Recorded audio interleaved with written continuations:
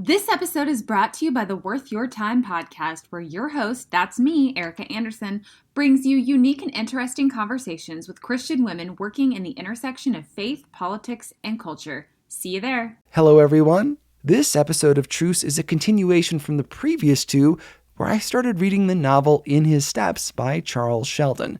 You're going to want to go back and listen to those episodes before starting this one. Okay, here goes the conclusion of the story. In His Steps, Chapter 21. Master, I will follow thee, whithersoever thou goest. The Sunday afternoon matinee at the auditorium in Chicago was just over, and the usual crowd was struggling to get to its carriage before anyone else. The auditorium attendant was shouting out the numbers of different carriages, and the carriage doors were slamming as the horses were driven rapidly up to the curb, held there impatiently by the drivers who had shivered along in the raw east wind, and then let go to plunge over a few minutes into the river of vehicles that tossed under the elevated railway, and finally went whirling off up the avenue. "Now then, 624, shouted the auditorium attendant. 624, he repeated, and there dashed up to the curb a splendid span of black horses attached to a carriage having the monogram CRS in gilt letters on the panel of the door. Two girls stepped out of the crowd toward the carriage. The older one had entered and taken her seat, and the attendant was still holding the door open for the younger, who stood hesitating on the curb. "Come, Felicia, what are you waiting for? I shall freeze to death," called the voice from the carriage. The girl outside of the carriage hastily unpinned a bunch of English violets from her dress and handed them to a small boy who was standing shivering on the edge of the sidewalk, almost under the horse's feet. He took them with a look of astonishment and a "thank you, lady," and instantly buried a very grimy face in the bunch of perfume. The girl stepped into the carriage. The door shut with the incisive bang peculiar to well-made carriages of this sort, and in a few moments the coachman was speeding the horses rapidly up one of the boulevards. "You are always doing some queer thing or other, Felicia," said the older girl as the carriage whirled on past the great residences already brilliantly lighted. "Am I? What have I done that is queer now, Rose?" asked the other, looking up suddenly and turning her head towards her sister. "Oh, giving those violets to that boy. He looked as if he needed a good hot supper more than a bunch of violets. It's a wonder that you didn't invite him home with us. I shouldn't have been surprised if you had. You are always doing such queer things." "Would it be queer to invite a boy like that to a house and get a hot supper?" Felicia asked the question softly, and almost as if she were alone. "Queer isn't just the word, of course," replied Rose indifferently. "It would be what Madame Blanc calls outre, decidedly. Therefore, you will please not invite him or others like him to hot suppers because I suggested it. Oh dear, I am awfully tired." She yawned, and Felicia silently looked out the window in the door. "The concert was stupid, and the violinist was simply a bore. I don't see how you could sit so still through it all," Rose exclaimed a little impatiently. "I like the music," answered Felicia quietly. "You like anything. I never saw a girl with so little critical taste." Felicia colored slightly, but would not answer. Rose yawned again, and then hummed a fragment of a popular song. Then she exclaimed abruptly, "I'm sick of most everything. I hope The Shadows of London will be exciting tonight." "The Shadows of Chicago," murmured Felicia. "The Shadows of London, the play, the great drama with its wonderful scenery, the sensation of New York for 2 months. You know that we have a box of the Delanos tonight." Felicia turned her face toward her sister. Her great brown eyes were very expressive and not altogether free from a sparkle of luminous heat. "And yet we never weep over the real thing on the actual stage of life. What are the shadows of London on the stage to the shadows of London or Chicago as they really exist? Why don't we get excited over the facts as they are?" "Because the actual people are dirty and disagreeable, and it's too much bother, I suppose," replied Rose carelessly. "Felicia, you can never reform the world. What's the use? We're not to blame for the poverty and misery. There have always been rich and poor, and there always will be. We ought to be thankful we're rich." "Suppose Christ had gone on that principle," replied Felicia, with unusual persistence. "Do you remember Dr. Bruce's sermon on the verse a few Sundays ago? For ye know the grace of our Lord Jesus Christ, that though he was rich, Yet for our sakes he became poor, that ye through his poverty might become rich." "I remember it well enough," said Rose with some petulance. "And didn't Dr. Bruce go on to say that there is no blame attached to people who have wealth if they are kind and give to the needs of the poor? And am I sure that he himself is pretty comfortably settled? He never gives up his luxuries just because some people go hungry. What good would it do if he did? I tell you, Felicia, there will always be poor and rich in spite of all we can do. Ever since Rachel Winslow has written about those queer doings in Raymond, you have upset the whole family. People can't live at that concert pitch all the time. You see if Rachel doesn't give it up soon. It's a great pity she doesn't come to Chicago and sing in the auditorium concerts. She has received an offer.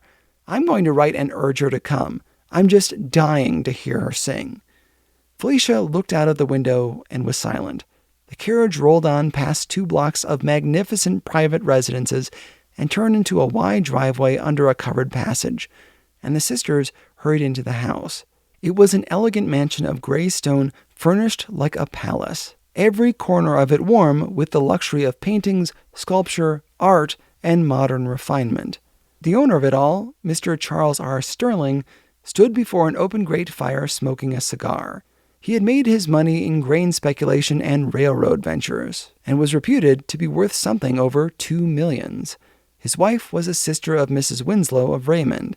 She had been an invalid for several years. The 2 girls, Rose and Felicia, were the only children.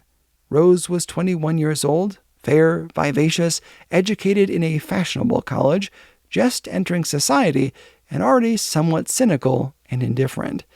A very hard young lady to please, her father said, sometimes playfully, sometimes sternly. Felicia was 19, with a tropical beauty somewhat like her cousin, Rachel Winslow, with warm, generous impulses, just walking into Christian feeling, capable of all sorts of expression, a puzzle to her father, a source of irritation to her mother, and with a great unsurveyed territory of thought and action in herself, of which she was more than dimly conscious. There was that in Felicia that would easily endure any condition in life, if only the liberty to act fully on her conscientious convictions were granted her.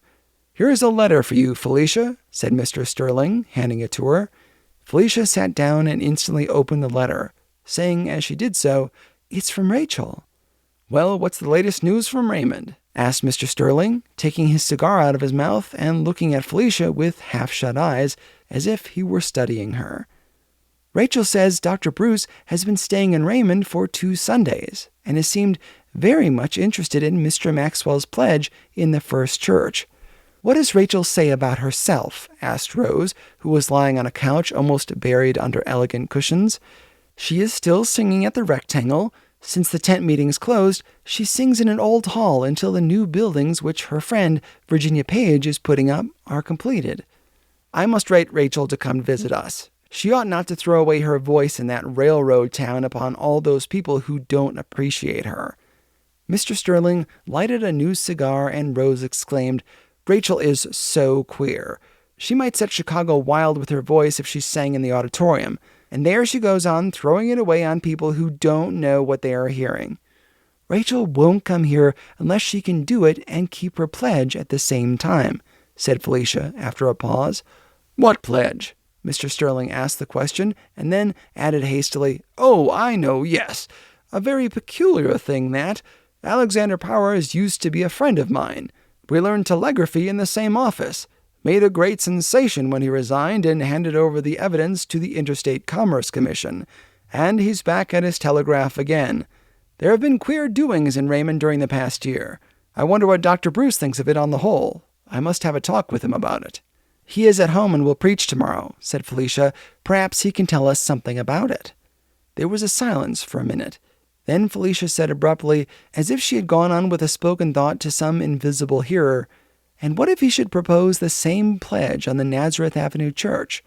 "Who? What are you talking about?" asked her father a little sharply.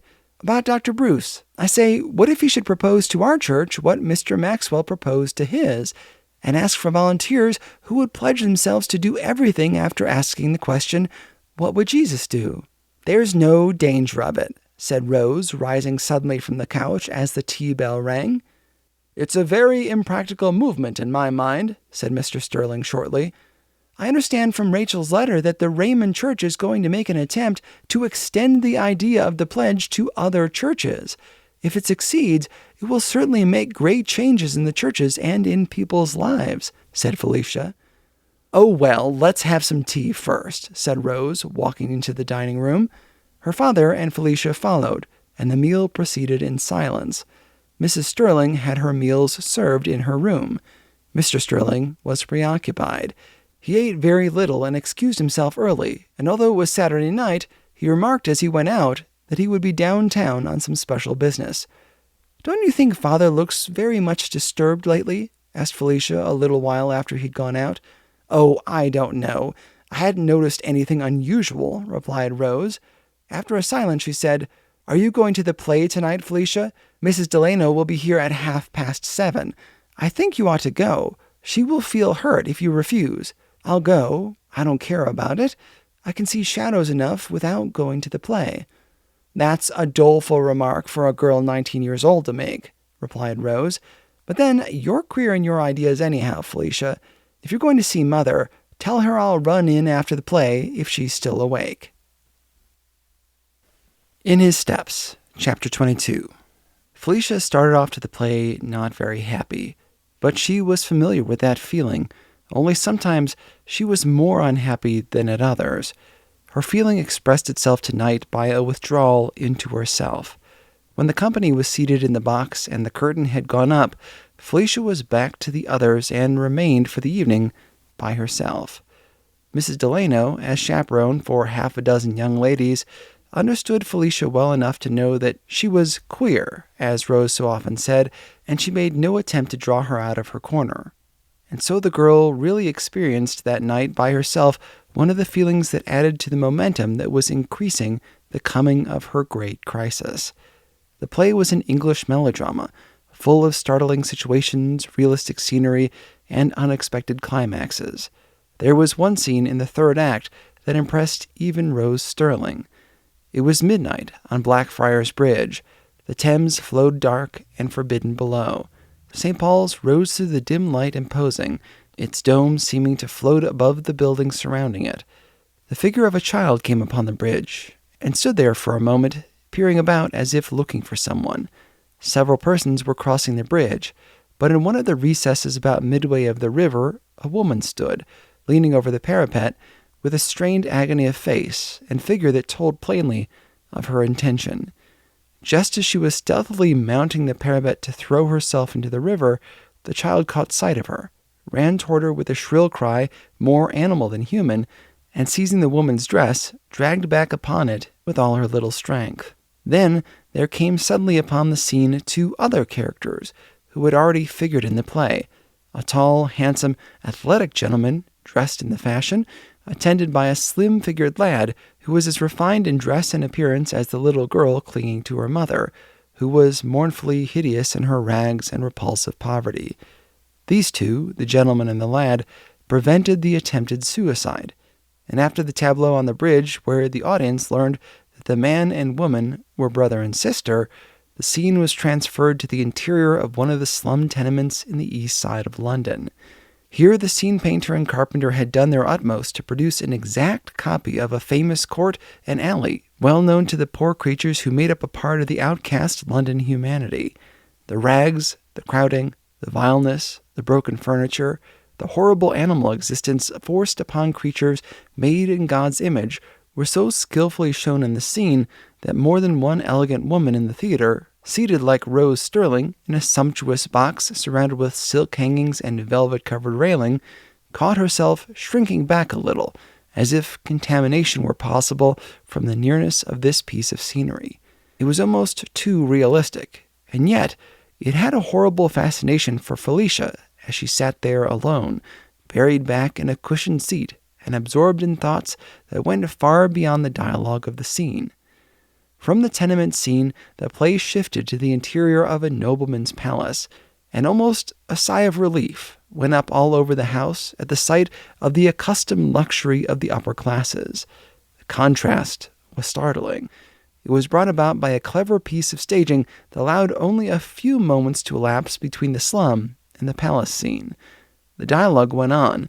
The actors came and went in their various roles, but upon Felicia the play made but one distinct impression.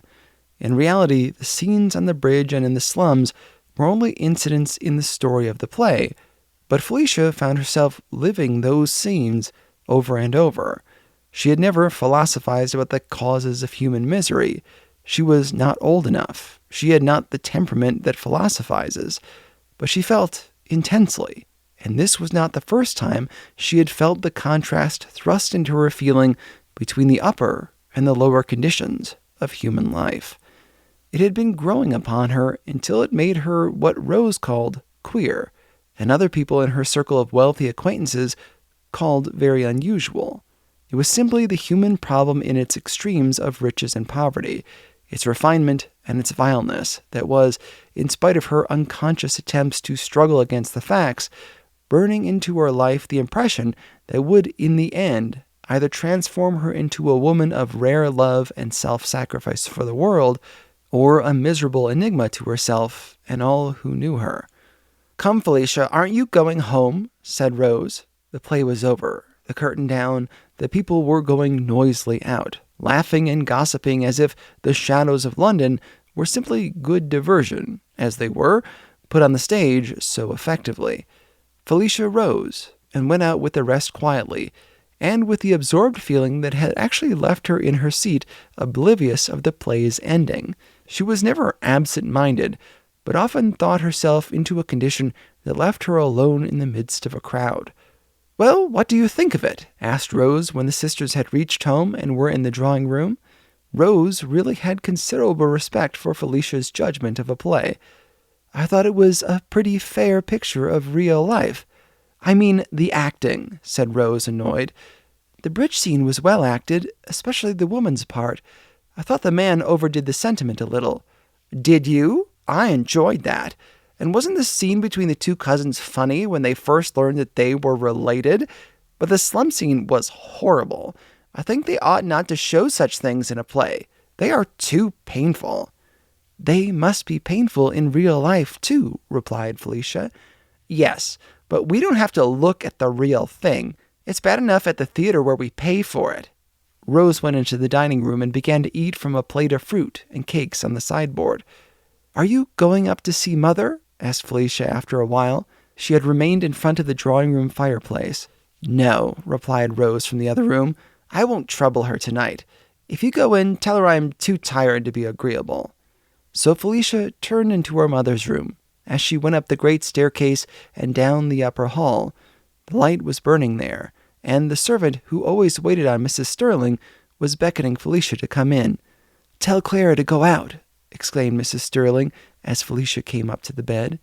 Felicia was surprised, but she did as her mother bade her, and then inquired how she was feeling. "Felicia," asked her mother, "can you pray?" The question was so unlike any her mother had ever asked her before that she was startled. But she answered, "Why, yes, Mother. Why do you ask such a question?" "Felicia, I am frightened. Your father, I have had such strange fears about him all day. Something is wrong with him. I want you to pray." "Now here, Mother?" "Yes, pray, Felicia." Felicia reached out her hand and took her mother's. It was trembling. Mrs. Sterling had never shown such tenderness for a younger daughter. The girl kneeled, still holding her mother's trembling hand, and prayed. It is doubtful if she had ever prayed aloud before. She must have said in her prayer the words that her mother needed, for when it was silent in the room, the invalid was weeping softly, and her nervous tension was over. Felicia stayed some time. When she was assured that her mother would not need her any longer, she rose to go. "Good night, Mother. You must let Clara call me if you feel badly in the night." "I feel better now." Then, as Felicia was moving away, Mrs. Sterling said, "Won't you kiss me, Felicia?" Felicia went back and bent over her mother. The kiss was almost as strange to her as the prayer had been. When Felicia went out of the room, her cheeks were wet with tears. She had not often cried since she was a little child.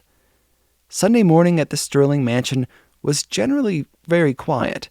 The girls usually went to church at 11 o'clock. Mr. Sterling was not a member, but a heavy contributor, and he generally went to the church in the morning. This time he did not come down to breakfast, and finally sent word by a servant that he did not feel well enough to go. So Rose and Felicia drove up to the door of the Nazareth Avenue Church and entered the family pew alone.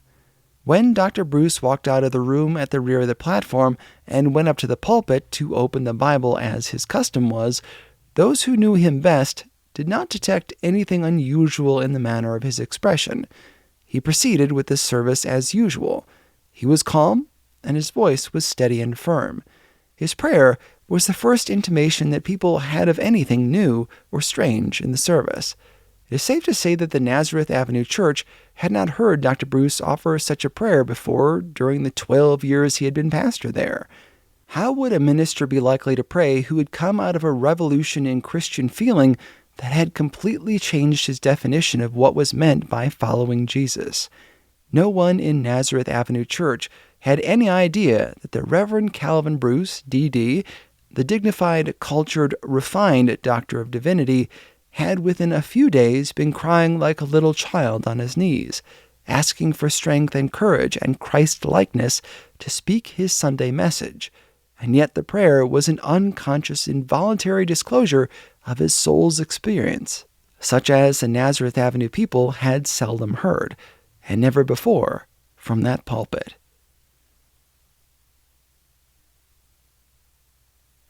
In His Steps, Chapter 23. "I'm just back from a visit to Raymond," Dr. Roos began, "and I want to tell you something of my impressions of the movement there." He paused, and his look went out over his people with yearning for them, and at the same time with a great uncertainty at his heart. How many of his rich, fashionable, refined, luxury-loving members would understand the nature of the appeal he was soon to make to them? He was altogether in the dark as to that. Nevertheless, he had been through his desert, and had come out of it ready to suffer. He went on now after that brief pause and told them the story of his stay in Raymond. The people already knew something of that experiment in the first church. The whole country had watched the progress of the pledge as it had become history in so many lives. Mr. Maxwell had at last decided that the time had come to seek the fellowship of other churches throughout the country. The new discipleship in Raymond had proved to be so valuable in its results that he wished the churches in general to share with the disciples in Raymond. Already, there had begun a volunteer movement in many churches throughout the country, acting on their own desire to walk closer in the steps of Jesus. The Christian Endeavor Society had, with enthusiasm, in many churches taken the pledge to do as Jesus would do, and the result was already marked in a deeper spiritual life and a power in church influence that was like a new birth for the members.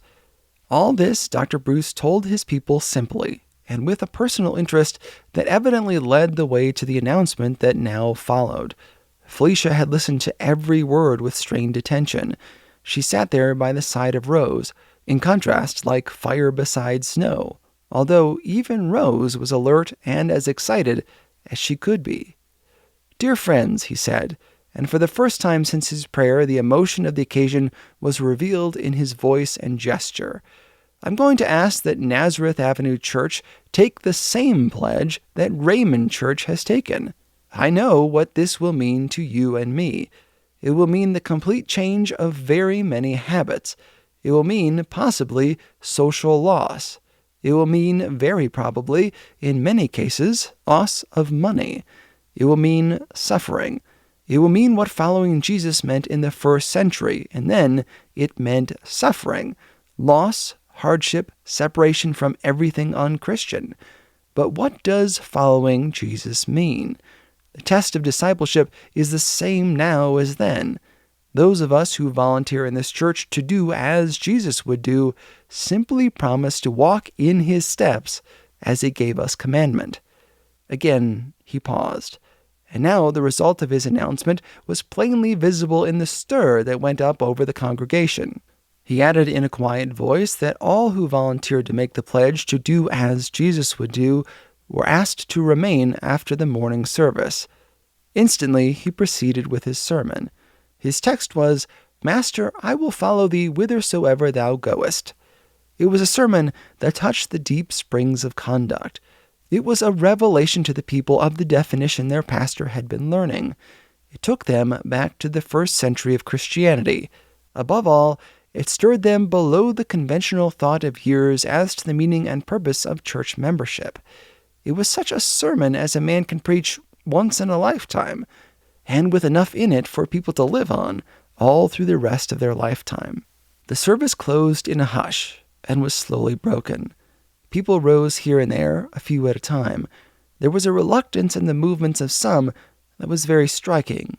Rose, however, walked straight out of the pew, and as she reached the aisle, she turned her head and beckoned to Felicia. By that time, the congregation was rising all over the church. "I'm going to stay," she said. And Rose had heard her speak in the same manner on other occasions, and knew that her resolve could not be changed. Nevertheless, she went back into the pew 2 or 3 steps and faced her. "Felicia," she whispered, and there was a flush of anger in her cheeks, "this is folly. What can you do? You will bring some disgrace on the family. What will father say? Come." Felicia looked at her, but did not answer at once. Her lips were moving with a petition that came from the depth of feeling that measured a new life in her. She shook her head. "No, I'm going to stay. I shall take the pledge. I'm ready to obey it. You do not know why I'm doing this." Rose gave her one look, and then turned and went out of the pew and down the aisle. She did not even stop to talk with her acquaintances. Mrs. Delano was going out of the church just as Rose stepped into the vestibule. "So you are not going to join Dr. Bruce's volunteer company?" Mrs. Delano asked in a queer voice that made Rose redden. "No? Are you? It's simply absurd. I have always regarded that Raymond movement as fanatical. You know Cousin Rachel keeps us posted about it." "Yes, I understand it is resulting in a great deal of hardship in many cases. For my part, I believe Dr. Bruce has simply provoked disturbance here. It will result in splitting our church. You see if it isn't so. There are scores of people in the church who are so situated that they can't take a pledge to keep it. I am one of them," added Mrs. Delano as she went out with Rose. When Rose reached home, her father was standing in his usual attitude before the open fireplace, smoking a cigar. "Where is Felicia?" he asked as Rose came in. "She stayed at an after-meeting," replied Rose shortly. "She threw off her wraps and was going upstairs when Mr. Sterling called after her." "An after-meeting? What do you mean?" "Dr. Bruce asked the church to take the Raymond pledge." Mr. Sterling took his cigar out of his mouth and twirled it nervously between his fingers. "I didn't expect that of Dr. Bruce. Did many of the members stay?" "I don't know. I didn't," replied Rose, and she went upstairs, leaving her father standing in the drawing-room. After a few moments, he went to the window and stood there looking out at the people driving on the boulevard. His cigar had gone out, but he still fingered it nervously. Then he turned from the window and walked up and down the room. A servant stepped across the hall and announced dinner, and he told her to wait for Felicia. Rose came downstairs and went into the library, and still Mr. Sterling paced the drawing-room restlessly. He had finally wearied of the walking, apparently, and throwing himself into the chair was brooding over something deeply when Felicia came in. He rose and faced her. Felicia was evidently very much moved by the meeting from which she had just come. At the same time, she did not wish to talk too much about it. Just as she entered the drawing-room, Rose came in from the library. "How many stayed?" she asked. Rose was curious. At the same time, she was skeptical of the whole movement in Raymond. "About 100, replied Felicia gravely. Mr. Sterling looked surprised. Felicia was going out of the room, but he called to her. "Do you really mean to keep the pledge?" he asked. Felicia colored. Over her face and neck the warm blood flowed, and she answered, "You would not ask such a question, Father, if you had been at the meeting." She lingered a moment in the room, then asked to be excused from dinner for a while, and went up to see her mother. No one but they two ever knew what that interview between Felicia and her mother was. It is certain that she must have told her mother something of the spiritual power that had awed every person present in the company of disciples who faced Dr. Bruce in that meeting after the morning service. It is also certain that Felicia had never before known such an experience, and would never have thought of sharing it with her mother if it had not been for the prayer the evening before. Another fact is also known of Felicia's experience at this time. When she finally joined her father and rose at the table, she seemed unable to tell them much about the meeting. There was a reluctance to speak of it, as one might hesitate to attempt a description of a wonderful sunset to a person who never talked about anything but the weather. When that Sunday in the Sterling mansion was drawn to a close and the soft, warm lights throughout the dwelling were glowing through the great windows, in a corner of her room, where the light was obscure, Felicia kneeled, and when she raised her face and turned it towards the light, it was the face of a woman who had already defined for herself the greatest issues of earthly life. That same evening, after the Sunday evening service, Dr. Bruce was talking over the events of the day with his wife. They were one of heart and mind in the matter, and faced their future with all the faith and courage of new disciples. Neither was deceived as to the probable results of the pledge to themselves or to the church. They had been talking but a little while when the bell rang, and Dr. Bruce, going to the door, exclaimed as he opened it, "Is it you, Edward? Come in." There came into the hall a commanding figure. The bishop was of extraordinary height and breadth of shoulder, but of such good proportions that there was no thought of ungainly or even unusual size. The impression the bishop made on strangers was, first, that of great health, and then of great affection. He came into the parlor and greeted Mrs. Bruce, who after a few moments was called out of the room, leaving the two men together. The bishop sat in a deep easy-chair before the open fire. There was just enough dampness in the early spring of the year to make an open fire pleasant. "Calvin, you have taken a very serious step today," he finally said, lifting his large dark eyes to his old college friend. "I heard of it this afternoon. I could not resist the desire to see you about it tonight. I'm glad you came." Dr. Bruce laid a hand on the bishop's shoulder. "You understand what this means, Edward?" "I think I do. Yes, I am sure." The bishop spoke very slowly and thoughtfully. He sat with his hands clasped together. Over his face, marked with lines of consecration and service and the love of men, a shadow crept. A shadow not caused by the firelight. Once more he lifted his eyes towards his old friend.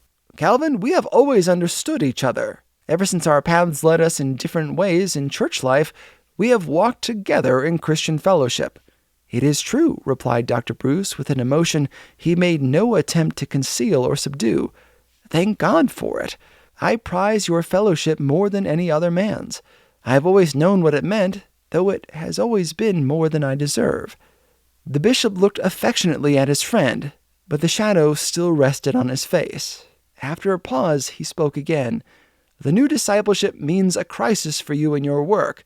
If you keep this pledge to do all things as Jesus would do, as I know you will, it requires no prophet to predict some remarkable changes in your parish." The bishop looked wistfully at his friend and then continued, "In fact, I do not see how a perfect upheaval of Christianity as we now know it can be prevented if the ministers and churches generally take the Raymond pledge and live it out." He paused as if he were waiting for his friend to say something, to ask some question, but Bruce did not know of the fire that was burning in the bishop's heart over the very question that Maxwell and himself had fought out. "Now, in my church, for instance," continued the bishop, "it would be rather a difficult matter, I fear, to find very many people who would take a pledge like that and live up to it. Martyrdom is a lost art with us. Our Christianity loves its ease and comfort too well to take up anything so rough and heavy as a cross. And yet, what does following Jesus mean?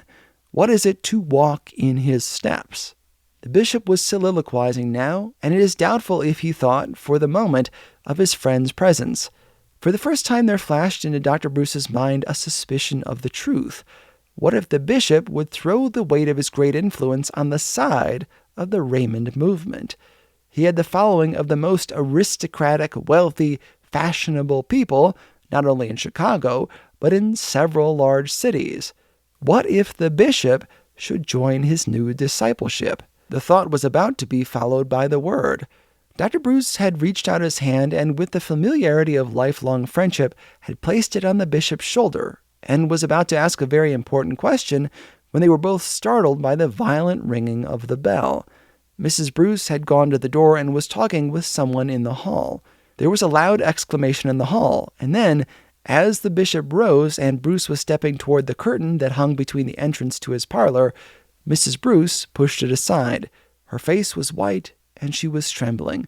"Oh, Calvin, such terrible news! Mr. Sterling, oh, I cannot tell it. What a blow to those girls!" "What is it?" Mr. Bruce advanced with the bishop into the hall and confronted the messenger, a servant from the Sterlings. The man was without his hat, and had evidently run over with the news, as Dr. Bruce lived nearest to any intimate friends of the family. "Mr. Sterling shot himself, sir, a few minutes ago. He killed himself in his bedroom. Mrs. Sterling—" "I will go right over, Edward. Will you go with me? The Sterlings are old friends of yours." The bishop was very pale, but calm as always. He looked his friend in the face and answered, "Aye, Calvin, I will go with you not only to this house of death, but also the whole way of human sin and sorrow. Please, God." In his steps, chapter 24. These are they which follow the Lamb whithersoever he goeth. When Dr. Bruce and the bishop entered the Sterling mansion, everything in the unusually well-appointed house was in the greatest confusion and terror. The great rooms downstairs were empty, but overhead were hurried footsteps and confused noises. One of the servants ran down the grand staircase with a look of horror on her face just as the bishop and Dr. Bruce were starting to go up. "Miss Felicia is with Mrs. Sterling," the servant stammered in answer to a question, and then burst into a hysterical cry and ran through the drawing room and out of doors. At the top of the staircase, the two men were met by Felicia. She walked up to Dr. Bruce at once and put both hands in his. The bishop then laid his hand on her head, and the three stood there a moment in perfect silence. The bishop had known Felicia since she was a little child. He was the first to break the silence. "The God of all mercy be with you, Felicia, in this dark hour. Your mother—" The bishop hesitated. Out of the buried past, he had, during his hurried passage from his friends to this house of death, irresistibly drawn the one tender romance of his young manhood.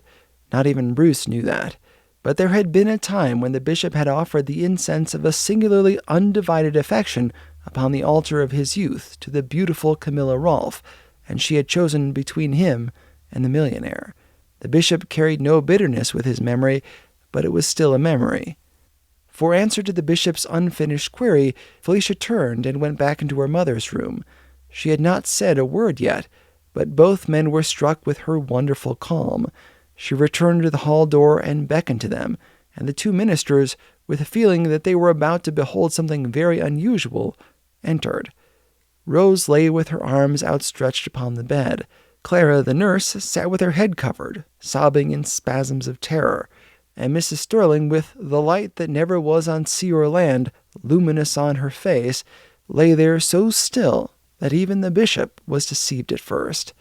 Then, as the great truth broke upon him and Dr. Bruce, he staggered, and the sharp agony of the old wound shot through him. It passed and left him standing there in that chamber of death, with the eternal calmness and strength that the children of God have a right to possess. And right well he used the calmness and strength in the days that followed. The next moment the house below was in tumult. Almost at the same time the doctor, who had been sent for at once, but lived some distance away, came in, together with police officers who had been summoned by frightened servants. With them were 4 or 5 newspaper correspondents and several neighbors. Dr. Bruce and the bishop met this miscellaneous crowd at the head of the stairs, and succeeded in excluding all except those whose presence was necessary. With these, the two friends learned all the facts ever known about the Sterling tragedy, as the papers, in their sensational accounts next day, called it. Mr. Sterling had gone into his room that evening about 9 o'clock, and that was the last seen of him until, in half an hour, a shot was heard in the room, and a servant who was in the hall ran into the room and found him dead on the floor, killed by his own hand. Felicia at the time was sitting by her mother. Rose was reading in the library. She ran upstairs, saw her father as he was being lifted upon the couch by the servants, and then ran screaming into her mother's room, where she flung herself down at the foot of the bed in a swoon. Mrs. Sterling had at first fainted at the shock, then rallied with a wonderful swiftness and sent for Dr. Bruce. She had then insisted on seeing her husband. In spite of Felicia's efforts, she had compelled Clara to support her while she crossed the hall and entered the room where her husband lay.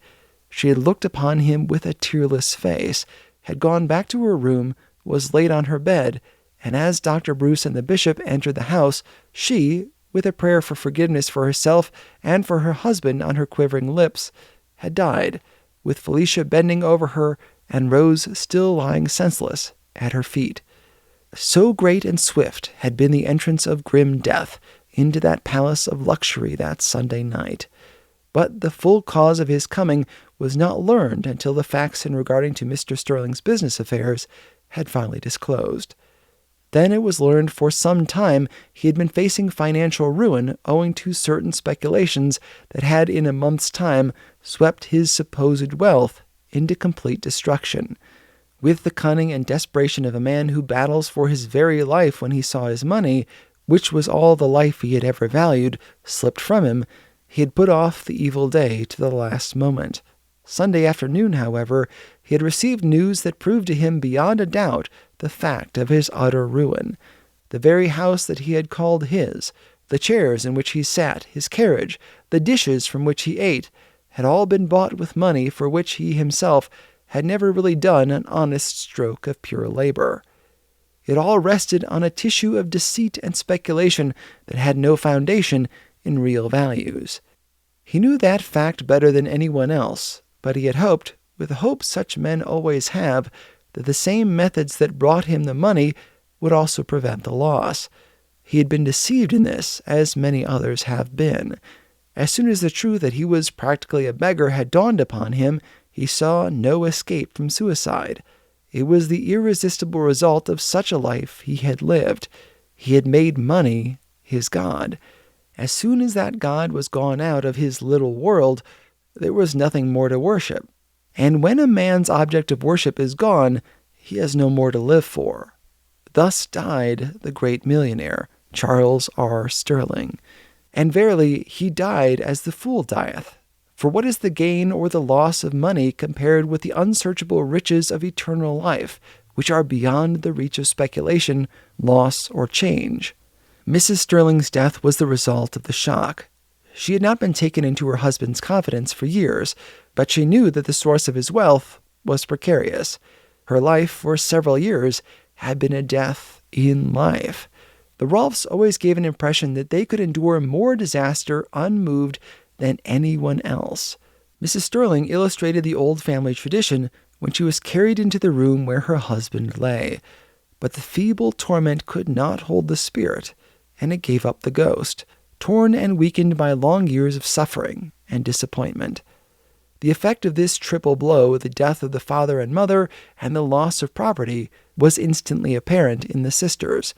The horror of events stupefied Rose for weeks. She lay unmoved by sympathy or any effort to rally. She did not seem yet to realize that the money which had been so large a part of her very existence was gone. Even when she was told that she and Felicia must leave the house and be dependent on relatives and friends, she did not seem to understand what it meant. Felicia, however, was fully conscious of the facts. She knew just what had happened and why.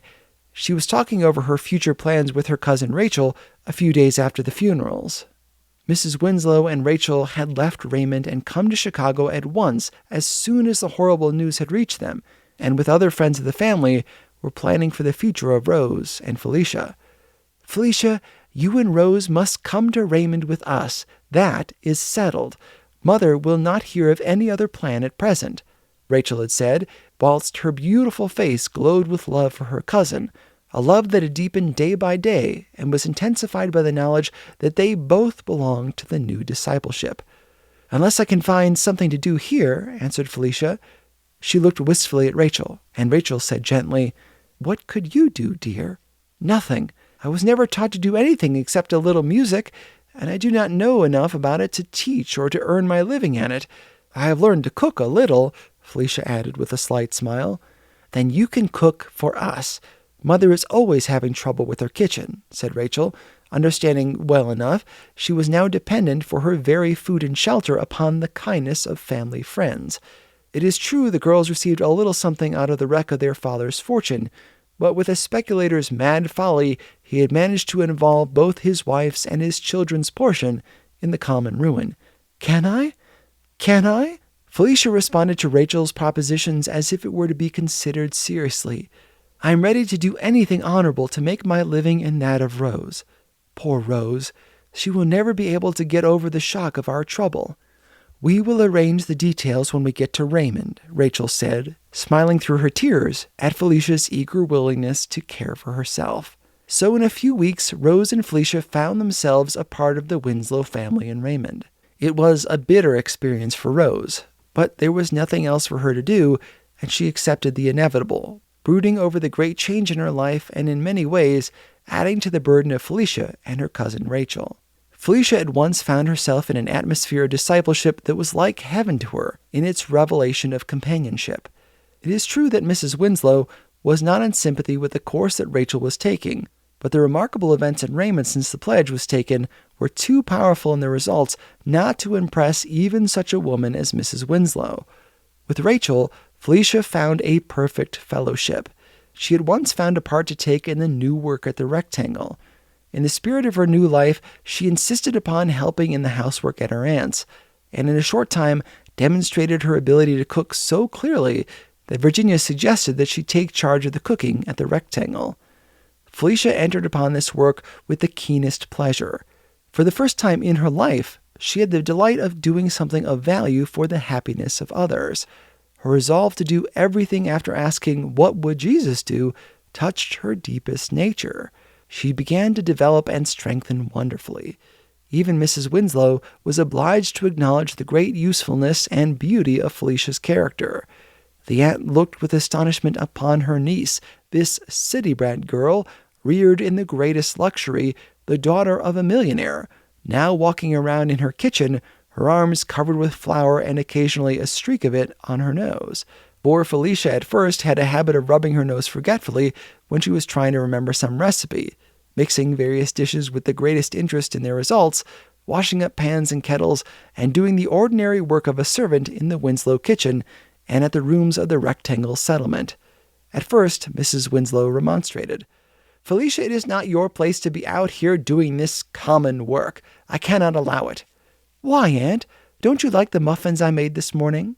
Felicia would ask meekly, but with a hidden smile, knowing her aunt's weakness for that kind of muffin. "They were beautiful, Felicia, but it does not seem right for you to be doing such work for us." "Why not? What else can I do?" Her aunt looked at her thoughtfully, noting her remarkable beauty of face and expression. "You do not always intend to do this kind of work, Felicia." "Maybe I shall. I've had a dream of opening an ideal cookshop in Chicago or some large city and going around to some poor families in some slum district like the Rectangle, teaching the mothers how to prepare food properly. I remember Dr. Bruce saying once that he believed one of the great miseries of comparative poverty consisted in poor food. He even went so far to say that he thought some kinds of crime could be traced to soggy biscuit and tough beefsteak. I'm sure I would be able to make a living for Rose and myself, and at the same time, help others. In His Steps, Chapter 25. 3 months had gone by since the Sunday morning when Dr. Bruce came into his pulpit with the message of the new discipleship. They were 3 months of great excitement in Nazareth Avenue Church. Never before had Reverend Calvin Bruce realized how deep the feeling of his members flowed. He humbly confessed that the appeal he had made met with an unexpected response from men and women who, like Felicia, were hungry for something in their lives that the conventional type of church membership and fellowship had failed to give them. But Dr. Bruce was not yet satisfied for himself. He could not tell what his feeling was or what led to the movement he finally made, to the great astonishment of all who knew him, better than by relating a conversation between him and the bishop at this time in the history of the pledge in Nazareth Avenue Church. The two friends were as before in Dr. Bruce's house, seated in his study. "You know what I came in this evening for?" the bishop was saying after the friends had been talking some time about the results of the pledge with the Nazareth Avenue people. Dr. Bruce looked over at the bishop and shook his head. "I have come to confess that I have not yet kept my promise to walk in his steps in the way that I believe I shall be obligated to do if I satisfy my thought of what it means to walk in his steps." Dr. Bruce had risen and was pacing his study. The bishop remained in the deep easy chair with his hands clasped, but his eyes burned with the glow that belonged to him before he made some great resolve. "Edward," Dr. Bruce spoke abruptly, "I have not yet been able to satisfy myself either in obeying my promise, but I have at least decided on my course. In order to follow it, I shall be obliged to resign from Nazareth Avenue Church." "I knew you would," replied the bishop quietly, "and I came in this evening to say that I shall be obliged to do the same thing with my charge." Dr. Bruce turned and walked up to his friend. They were both laboring under a repressed excitement. "Is it necessary in your case?" asked Bruce. "Yes. Let me state my reasons. Probably they are the same as yours. In fact, I am sure they are." The bishop paused a moment, then went on with increasing feeling. "Calvin, you know how many years I have been doing the work of my position, and you know something of the responsibility and care of it.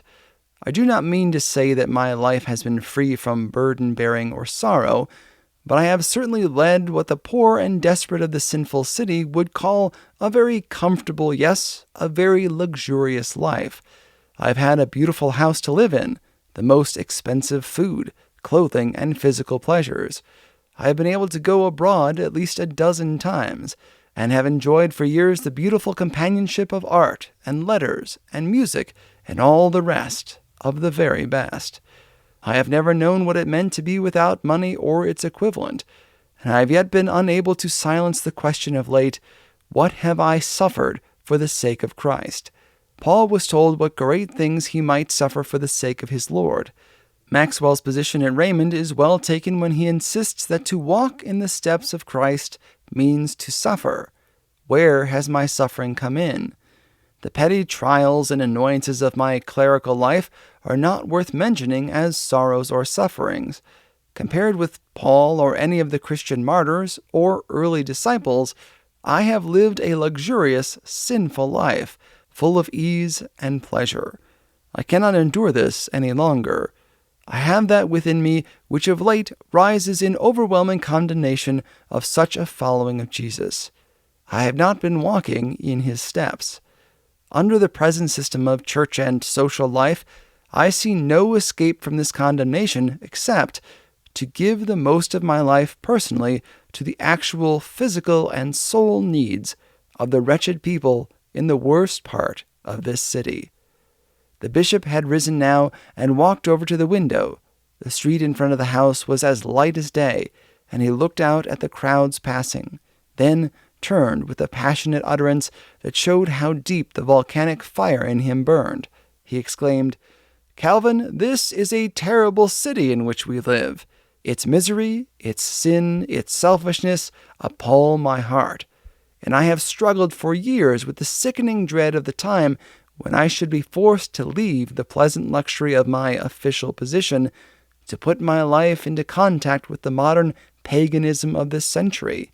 The awful condition of the girls in some great business places, the brutal selfishness of the insolent society fashion and wealth that ignores all the sorrow of the city, the fearful curse of the drink and gambling hell, the wail of the unemployed, the hatred of the churches by countless men who see it as only great piles of costly stone and upholstered furniture, and the minister as a luxurious idler, all the vast tumult of this vast torrent of humanity, with its false and its true ideas, its exaggeration of evils in the church, and its bitterness and shame that are the result of many complex causes.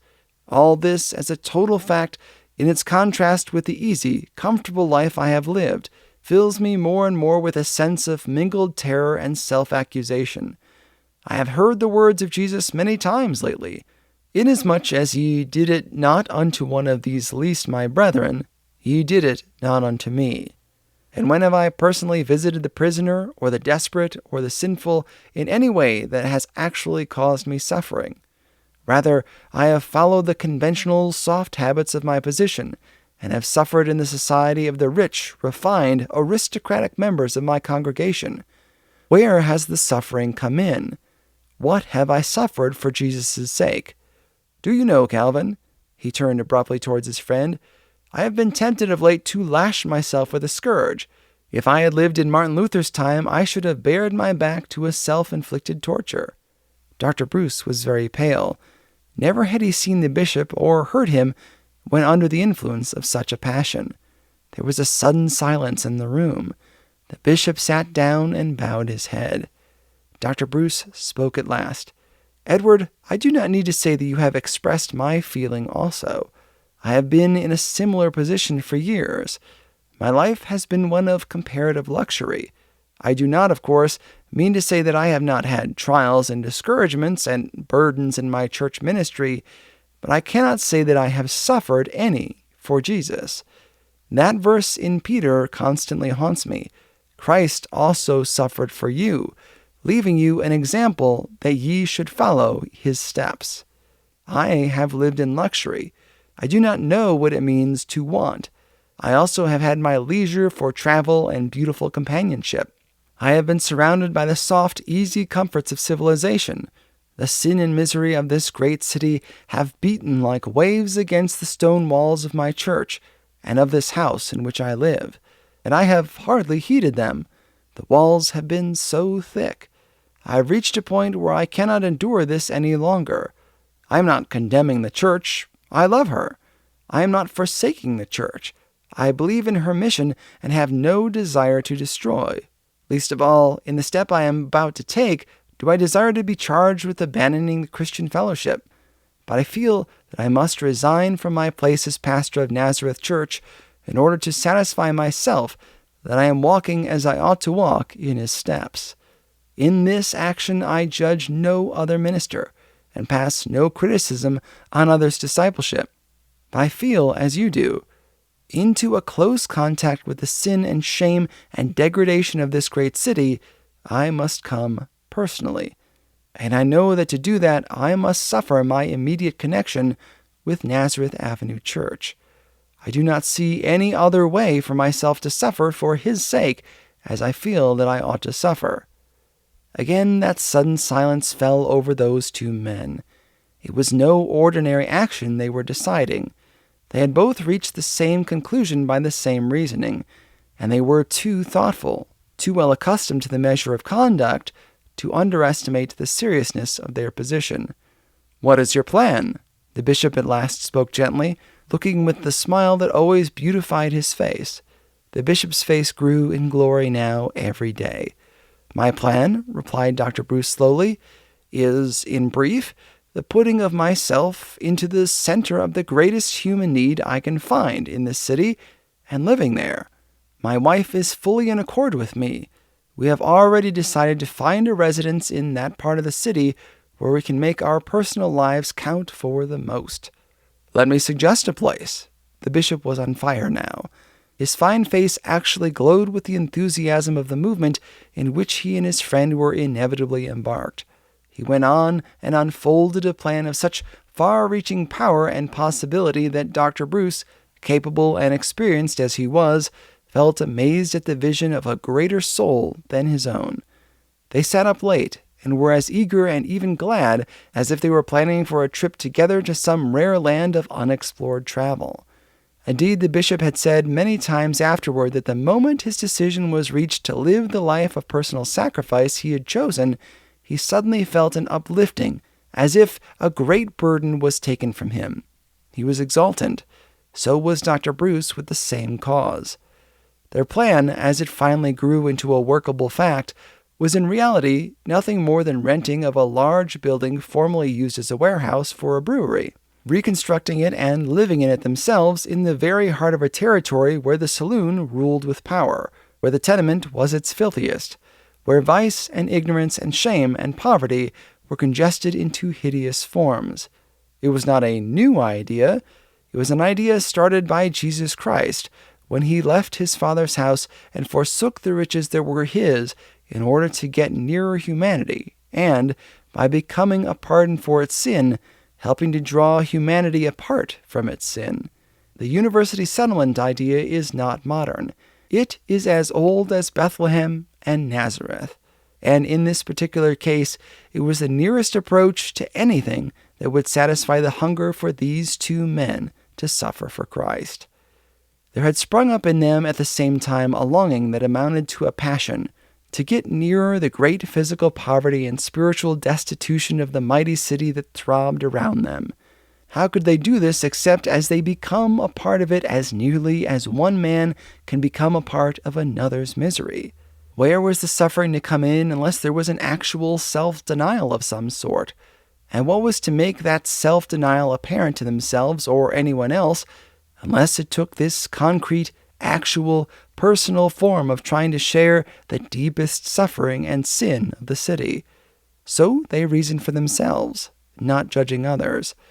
They were simply keeping their own pledge to do as Jesus would do, as they honestly judged he would do. That was what they had promised. How could they quarrel with the result if they were irresistibly compelled to do what they were planning to do? In His Steps, Chapter 26. Meanwhile, Nazareth Avenue Church was experiencing something never known before in all its history. The simple appeal on the part of its pastor to its members to do as Jesus would do had created a sensation that still continued. The result of that appeal was very much the same as in Henry Maxwell's church in Raymond, only this church was far more aristocratic, wealthy, and conventional. Nevertheless, when, one Sunday morning in early summer, Dr. Bruce came into his pulpit and announced his resignation, the sensation deepened all over the city.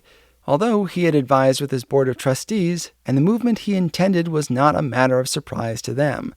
But when it became publicly known that the bishop had also announced his resignation and retirement from the position he had held so long in order to go and live himself in the center of the worst part of Chicago, the public astonishment reached its height.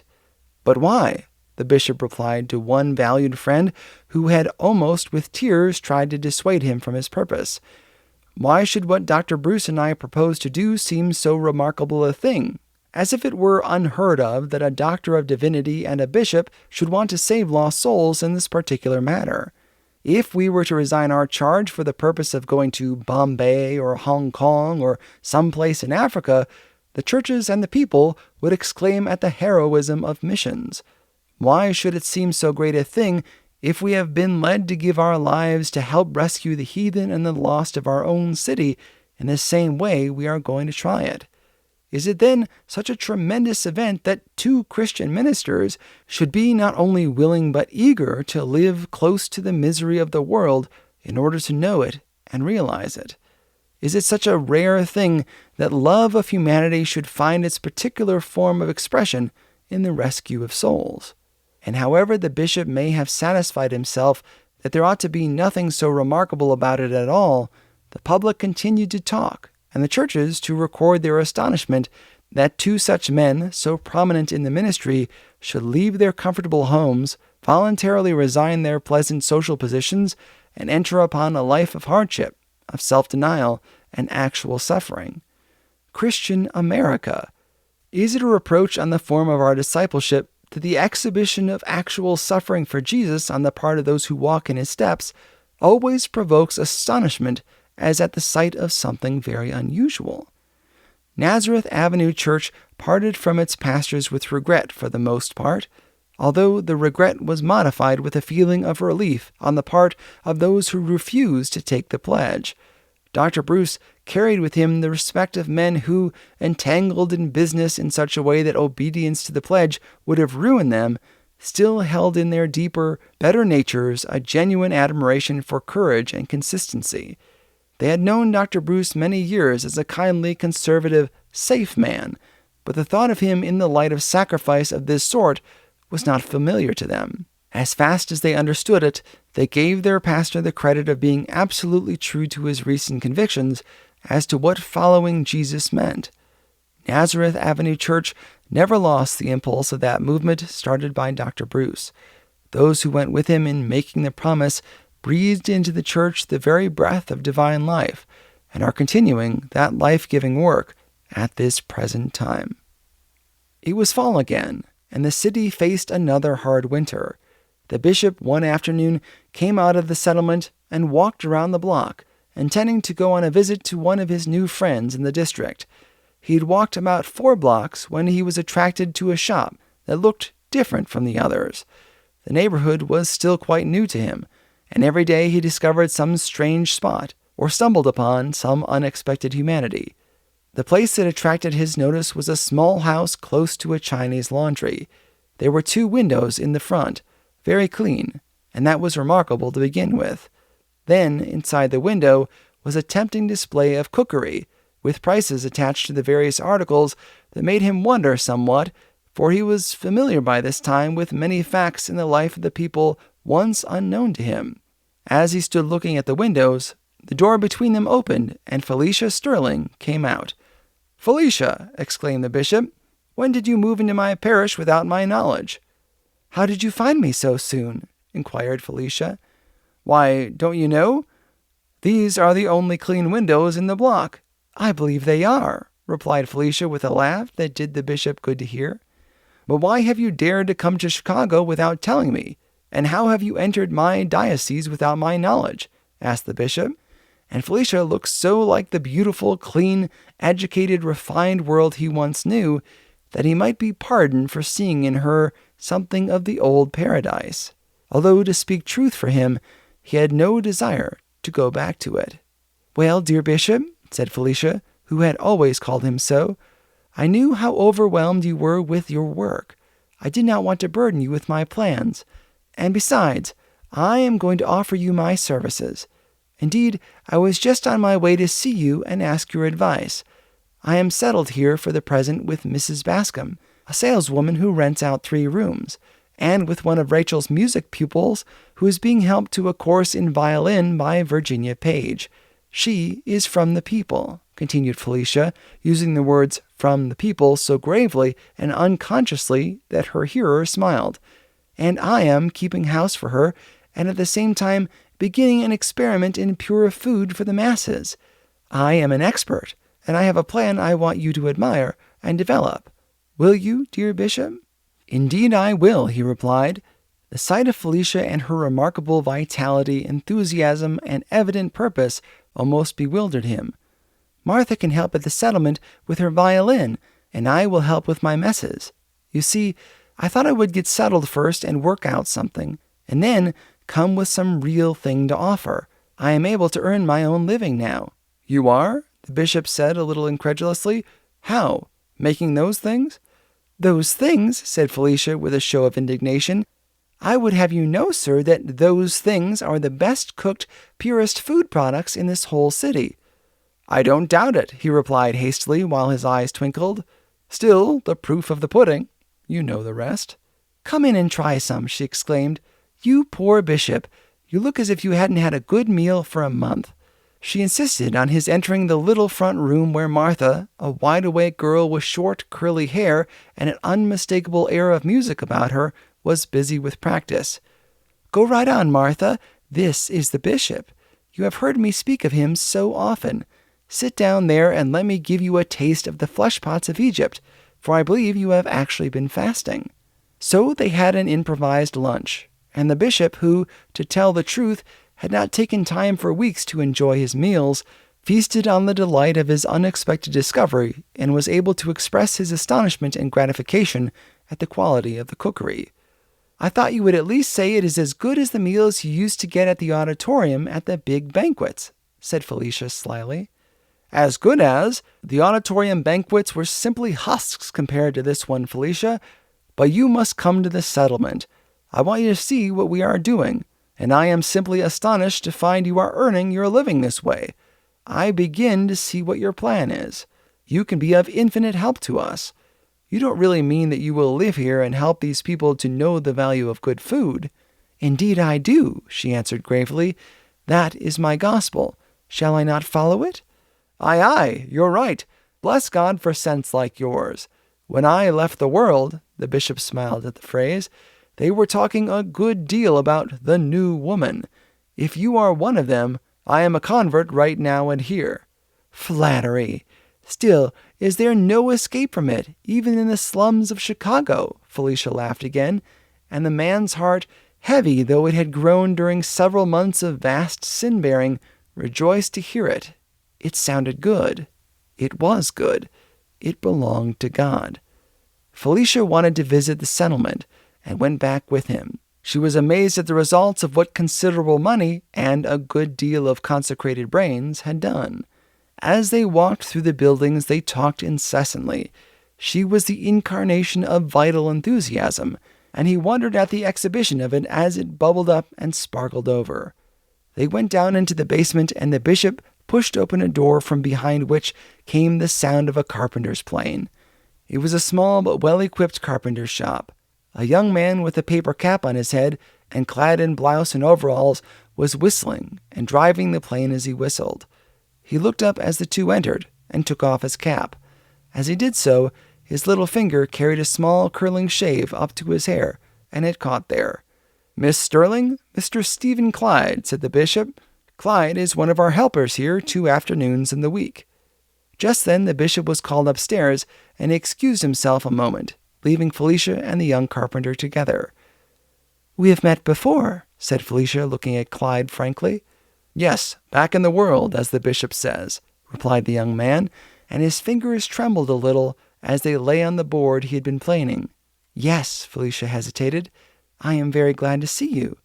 "Are you?" A flush of pleasure mounted to the young carpenter's forehead. "You have had a great deal of trouble since then," he said, and then he was afraid he had wounded her or called up painful memories. But she had lived over all that. "Yes, and you also. How is it you are working here?" "It is a long story, Miss Sterling. My father lost his money, and I was obliged to go to work. A very good thing for me. The bishop says I ought to be very grateful. I am. I am very happy now. I learned the trade, hoping sometime to be of use. I am night clerk at one of the hotels. That Sunday morning, when you took the pledge at Nazareth Avenue Church, I took it with the others." "Did you?" said Felicia slowly.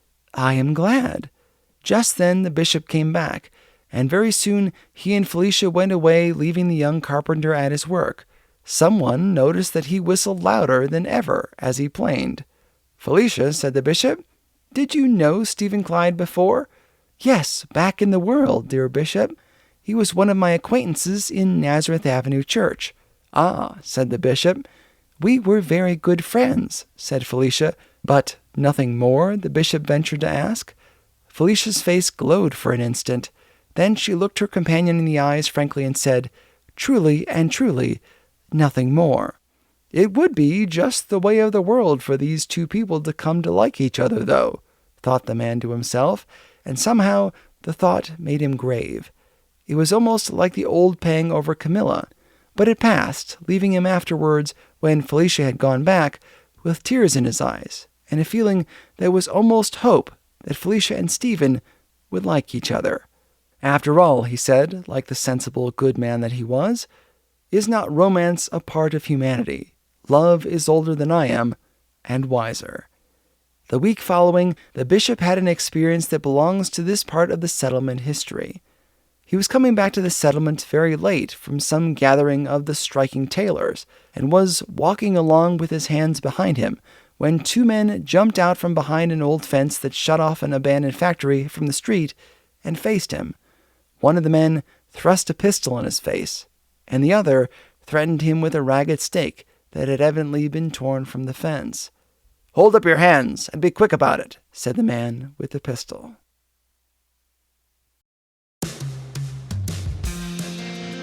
This episode is brought to you in part by He Gets Us, a national campaign bringing the story of Jesus to every zip code.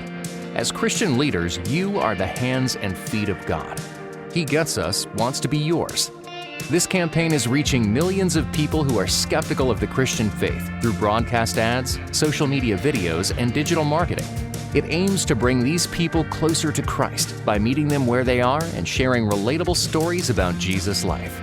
Within a couple of months, He Gets Us has had over 275 million views on YouTube, not to mention Facebook, Instagram, and broadcast networks.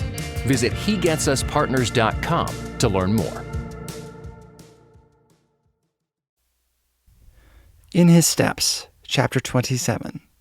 Righteousness shall go before Him, and shall set us in the way of His steps. The bishop was not in the habit of carrying much money with him, and the man with the stake who was searching him uttered an oath at the small amount of change he found. As he uttered it, the man with the pistol savagely said, "Jerk out his watch. We might as well get all we can out of the job." The man with the stake was on the point of laying hold of the chain when there was a sound of footsteps coming towards him. "Get behind the fence. We haven't half searched him yet." The man with the pistol made a significant gesture with it, and, with his companion, pulled and pushed the bishop down the alley, and through a ragged, broken opening in the fence. The three stood still there in the shadow until the footsteps passed. "Now then, have you got the watch?" asked the man with the pistol. "No, the chain is caught somewhere," and the other man swore again. "Break it, then." "No, don't break it," the bishop said, and it was the first time he had spoken. "The chain is a gift of a very dear friend. I should be sorry to have it broken." At the sound of the bishop's voice, the man with the pistol started, as if he had been suddenly shot by his own weapon. With a quick movement of his other hand, he turned the bishop's head towards what little light was shining from the alleyway, at the same time taking a step nearer. Then, to the amazement of his companion, he said roughly, "Leave the watch alone. We've got the money. That's enough." "Enough? 50 cents? You don't reckon—" Before the man with the stake could say another word, he was confronted with the muzzle of the pistol turned from the bishop's head towards his own. "Leave the watch be, and put back the money too. This is the bishop we've held up. The bishop, do you hear? And what of it? The President of the United States wouldn't be too good to hold up if— I say, you put the money back, or in 5 seconds I'll blow a hole through your head that'll let in more sense than you have spare now," said the other. For a second, the man with the stake seemed to hesitate at this strange turn of events, as if measuring his companion's intention. Then he hastily dropped the money back into the rifled pocket. "You can take your hands down, sir." The man lowered his weapon slowly, still keeping an eye on the other man and speaking with rough respect. The bishop slowly brought his arms to his side and looked earnestly at the two men. In the dim light, it was difficult to distinguish features. He was evidently free to go his way now, but he stood there, making no movement. "You can go. You needn't stay any longer on our account." The man who had acted as spokesman turned and sat down on a stone. The other man stood viciously digging his stake into the ground. "That's just what I am staying for," replied the bishop. He sat down on a board that projected from the broken fence. "You must like our company. It is hard sometimes for people to tear themselves away from us," said the man standing up, laughing coarsely. "Shut up," explained the other. "We're on the road to hell, though, that's sure enough. We need better company than ourselves and the devil." "If you would allow me to be of any help," the bishop spoke gently, even lovingly. The man on the stone stared at the bishop through the darkness. After a moment of silence, he spoke slowly, like one who had finally decided upon a course he had at first rejected. "Do you remember ever seeing me before?" "No," said the bishop. "The light is not very good, and I have really not had a good look at you." "Do you know me now?" The man suddenly took off his hat, and getting up from the stone, walked over to the bishop until they were near enough to touch each other. The man's hair was coal black, except one spot on the top of his head, about as large as the palm of a hand, which was white. The minute the bishop saw that, he started. The memory of 15 years ago began to stir in him. The man helped him. "Don't you remember one day back in 81 or 82, a man came to your house and told a story about his wife and child having been burned to death in a tenement fire in New York?" "Yes, I begin to remember now." The other man seemed to be interested. He ceased digging his stake into the ground and stood still listening. "Do you remember how you took me into your house that night and spent all the next day trying to find me a job? And how, when you succeeded in getting me a place in a warehouse as foreman, I promised to quit drinking because you asked me to?" "I remember it now. I hope you have kept your promise." The man laughed savagely. Then he struck his hand against the fence with such sudden passion that he drew blood. "Kept it? I was drunk inside of a week. I've been drinking ever since. But I've never forgotten your prayer. Do you remember the morning after I came to your house? After breakfast you had prayers and asked me to come in and sit with the rest? That got me. But my mother used to pray. I can see her now, kneeling by my bed when I was a lad.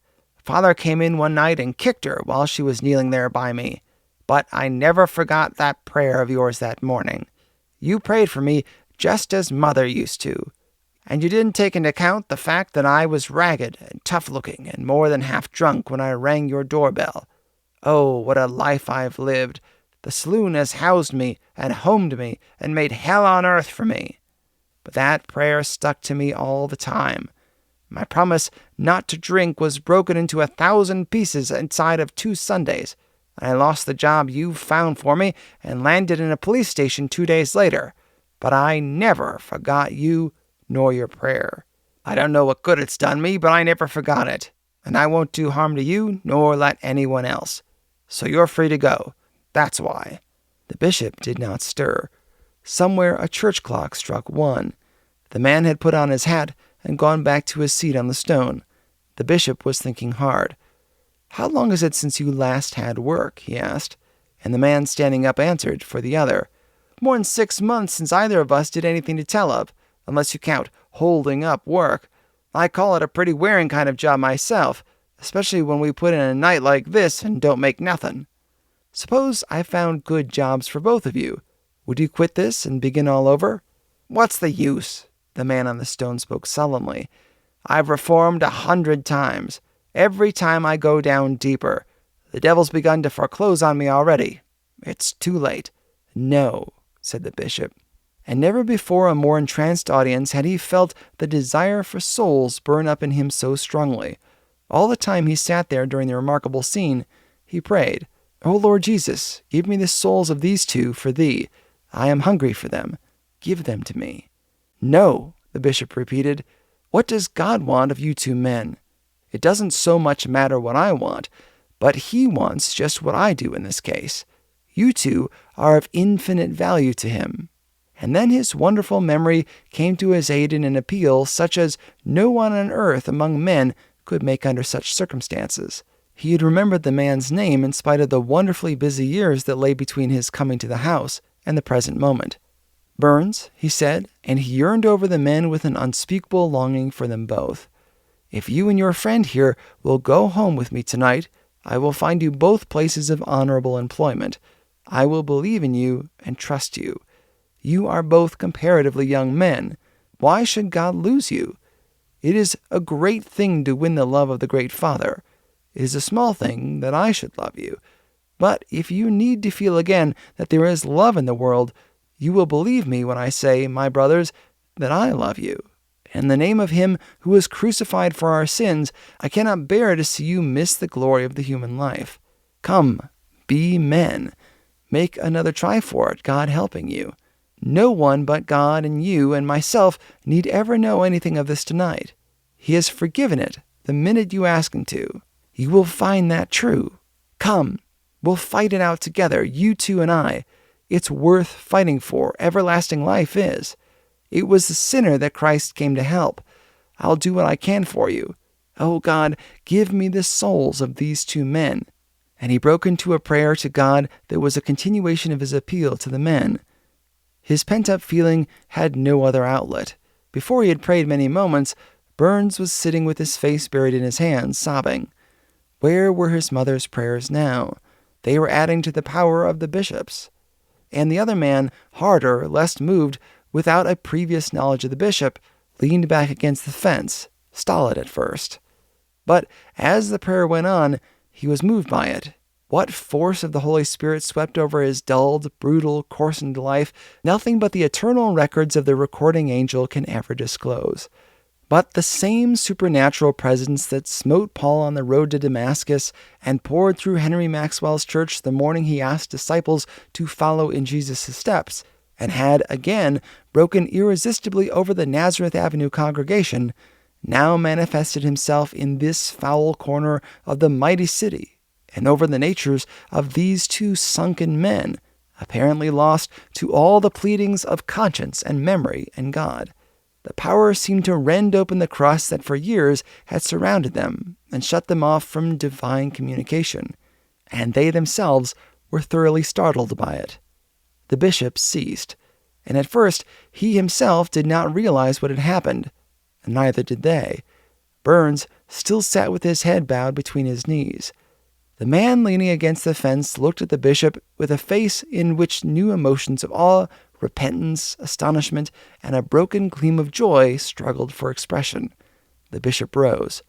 "Come, my brothers, God is good.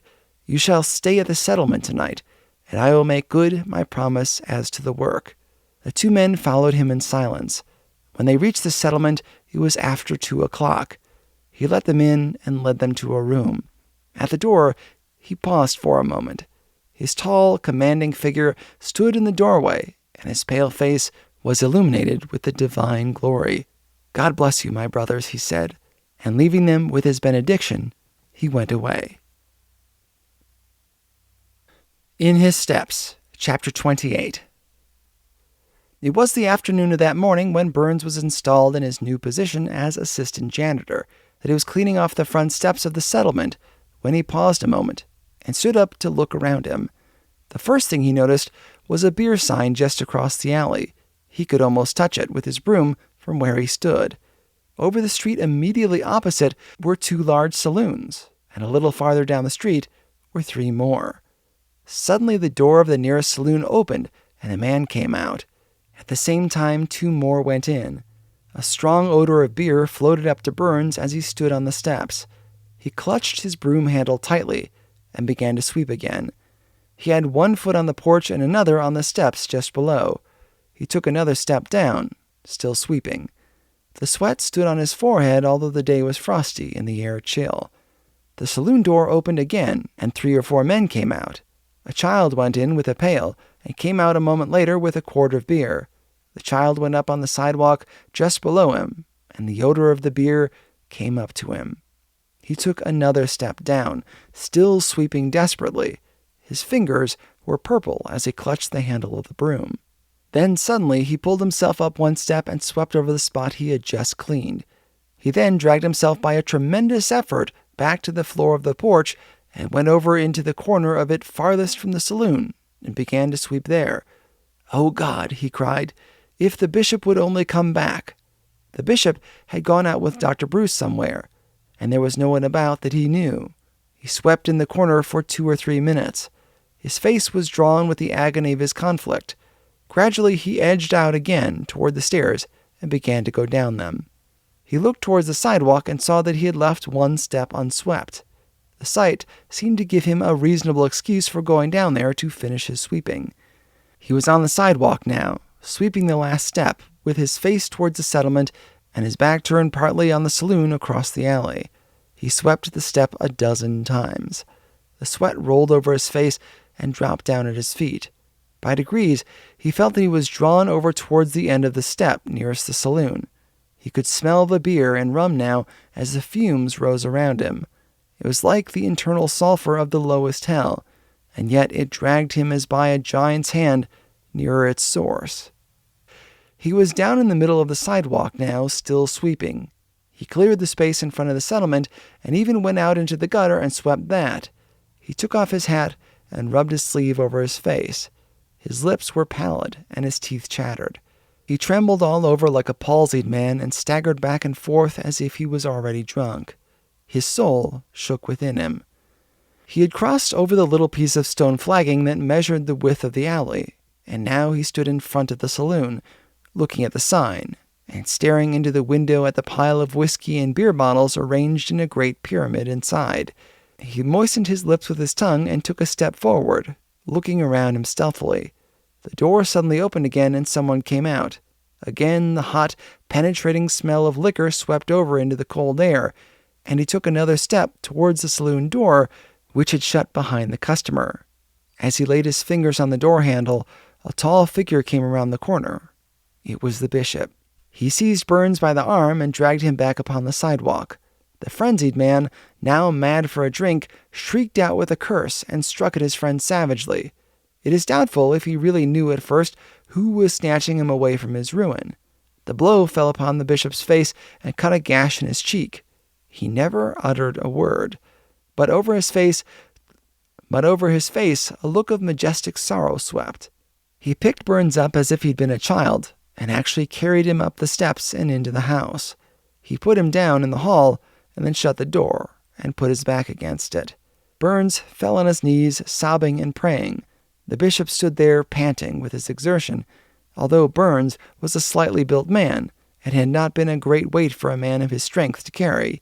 He was moved with unspeakable pity. "Pray, Burns, pray as you never prayed before. Nothing else will save you. Oh God, pray with me. Save me. Oh, save me from my hell," cried Burns, and the bishop knelt by him in the hall and prayed as only he could pray. After that they rose and Burns went to his room. He came out of it that evening like a humble child, and the bishop went away older from that experience, bearing on his body the marks of the Lord Jesus.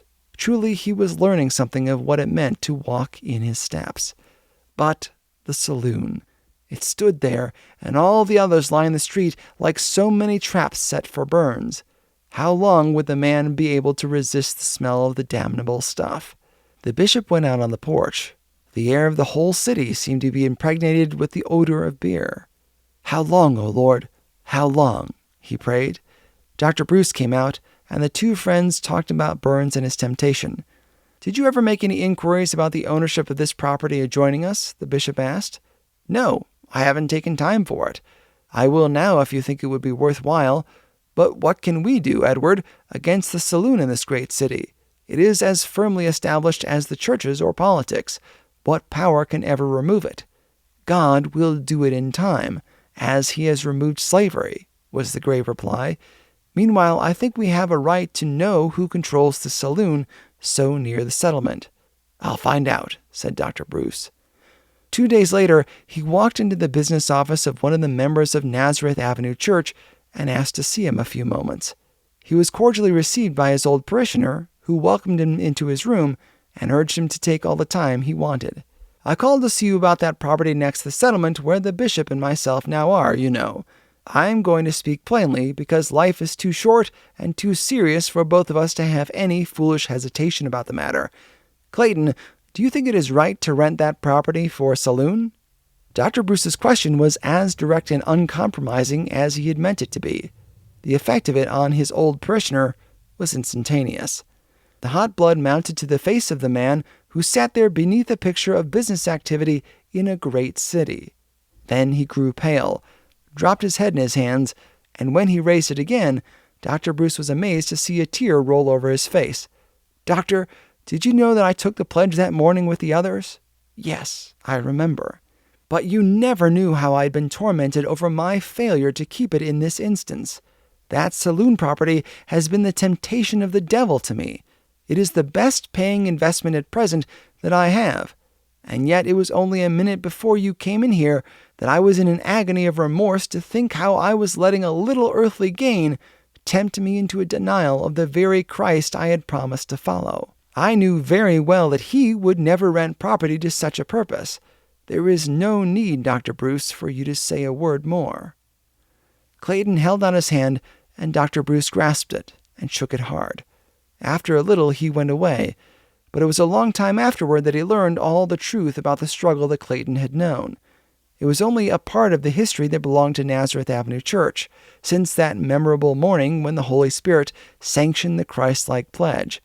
Not even the bishop and Dr. Bruce, moving as they now did in the very presence itself of divine impulses, knew yet that over the whole sinful city the Spirit was brooding with mighty eagerness, waiting for the disciples to arise to the call of sacrifice and suffering, touching hearts long dull and cold, making businessmen and money-makers uneasy in their absorption by the one great struggle for more wealth, and stirring in the church as never in the city's history, and the church had been moved.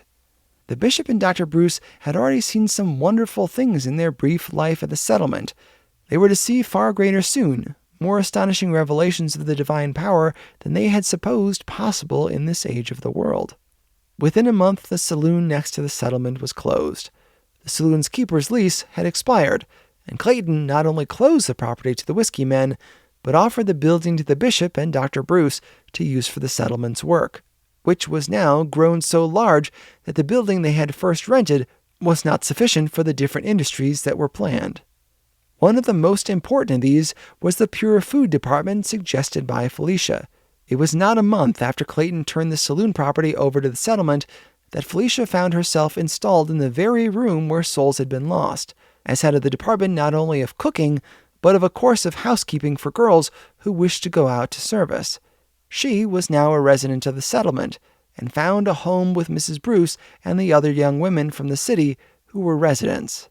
Martha, the violinist, remained at the place where the bishop had first discovered the two girls, and came over to the settlement certain evenings to give lessons in music. "Felicia, tell us your plans in full now," said the bishop one evening when, in a rare interval of rest from the great pressure of work, he was with Dr. Bruce, and Felicia came in from the other building. "Well, I have long thought of the hired girl problem," said Felicia with an air of wisdom that made Mrs. Bruce smile as she looked at the enthusiastic, vital beauty of this young girl, transformed into a new creature by the promise she had made to live the Christ-like life. "And I have reached certain conclusions in regard to it that you men are not yet able to fathom, but Mrs. Bruce will understand me." "We certainly acknowledge our infancy, Felicia. Go on," said the bishop humbly. "Then this is what I propose to do. The old saloon building is large enough to arrange into a suite of rooms that will represent an ordinary house. My plan is to have it so arranged, and then teach housekeeping and cooking to girls who will afterward go out to service. The course will be 6 months long. In that time I will teach plain cooking, neatness, quickness, and a love of good work." "Hold on, Felicia," the bishop interrupted. "This is not an age of miracles." "Then we will make it one," replied Felicia. "I know this seems like an impossibility, but I want to try it. I know a score of girls already who will take the course. And if we can once establish something like an esprit de corps among the girls themselves, I am sure it will be of great value to them. I know already that the pure food is working a revolution in many families." "Felicia, if you can accomplish half what you propose, it will bless this community," said Mrs. Bruce. "I don't see how you can do it, but I say God bless you as you try." "So say we all," cried Dr. Bruce and the bishop, and Felicia plunged into the working out of her plan with the enthusiasm of her discipleship, which every day grew more and more practical and serviceable. It must be said here that Felicia's plan succeeded beyond all expectations. She developed wonderful powers of persuasion and taught her girls with astonishing rapidity to do all sorts of housework. In time, the graduates of Felicia's cooking school came to be prized as housekeepers all over the city. But that is anticipating our story. The history of the settlement has never yet been written. When it is, Felicia's part will be found of great importance.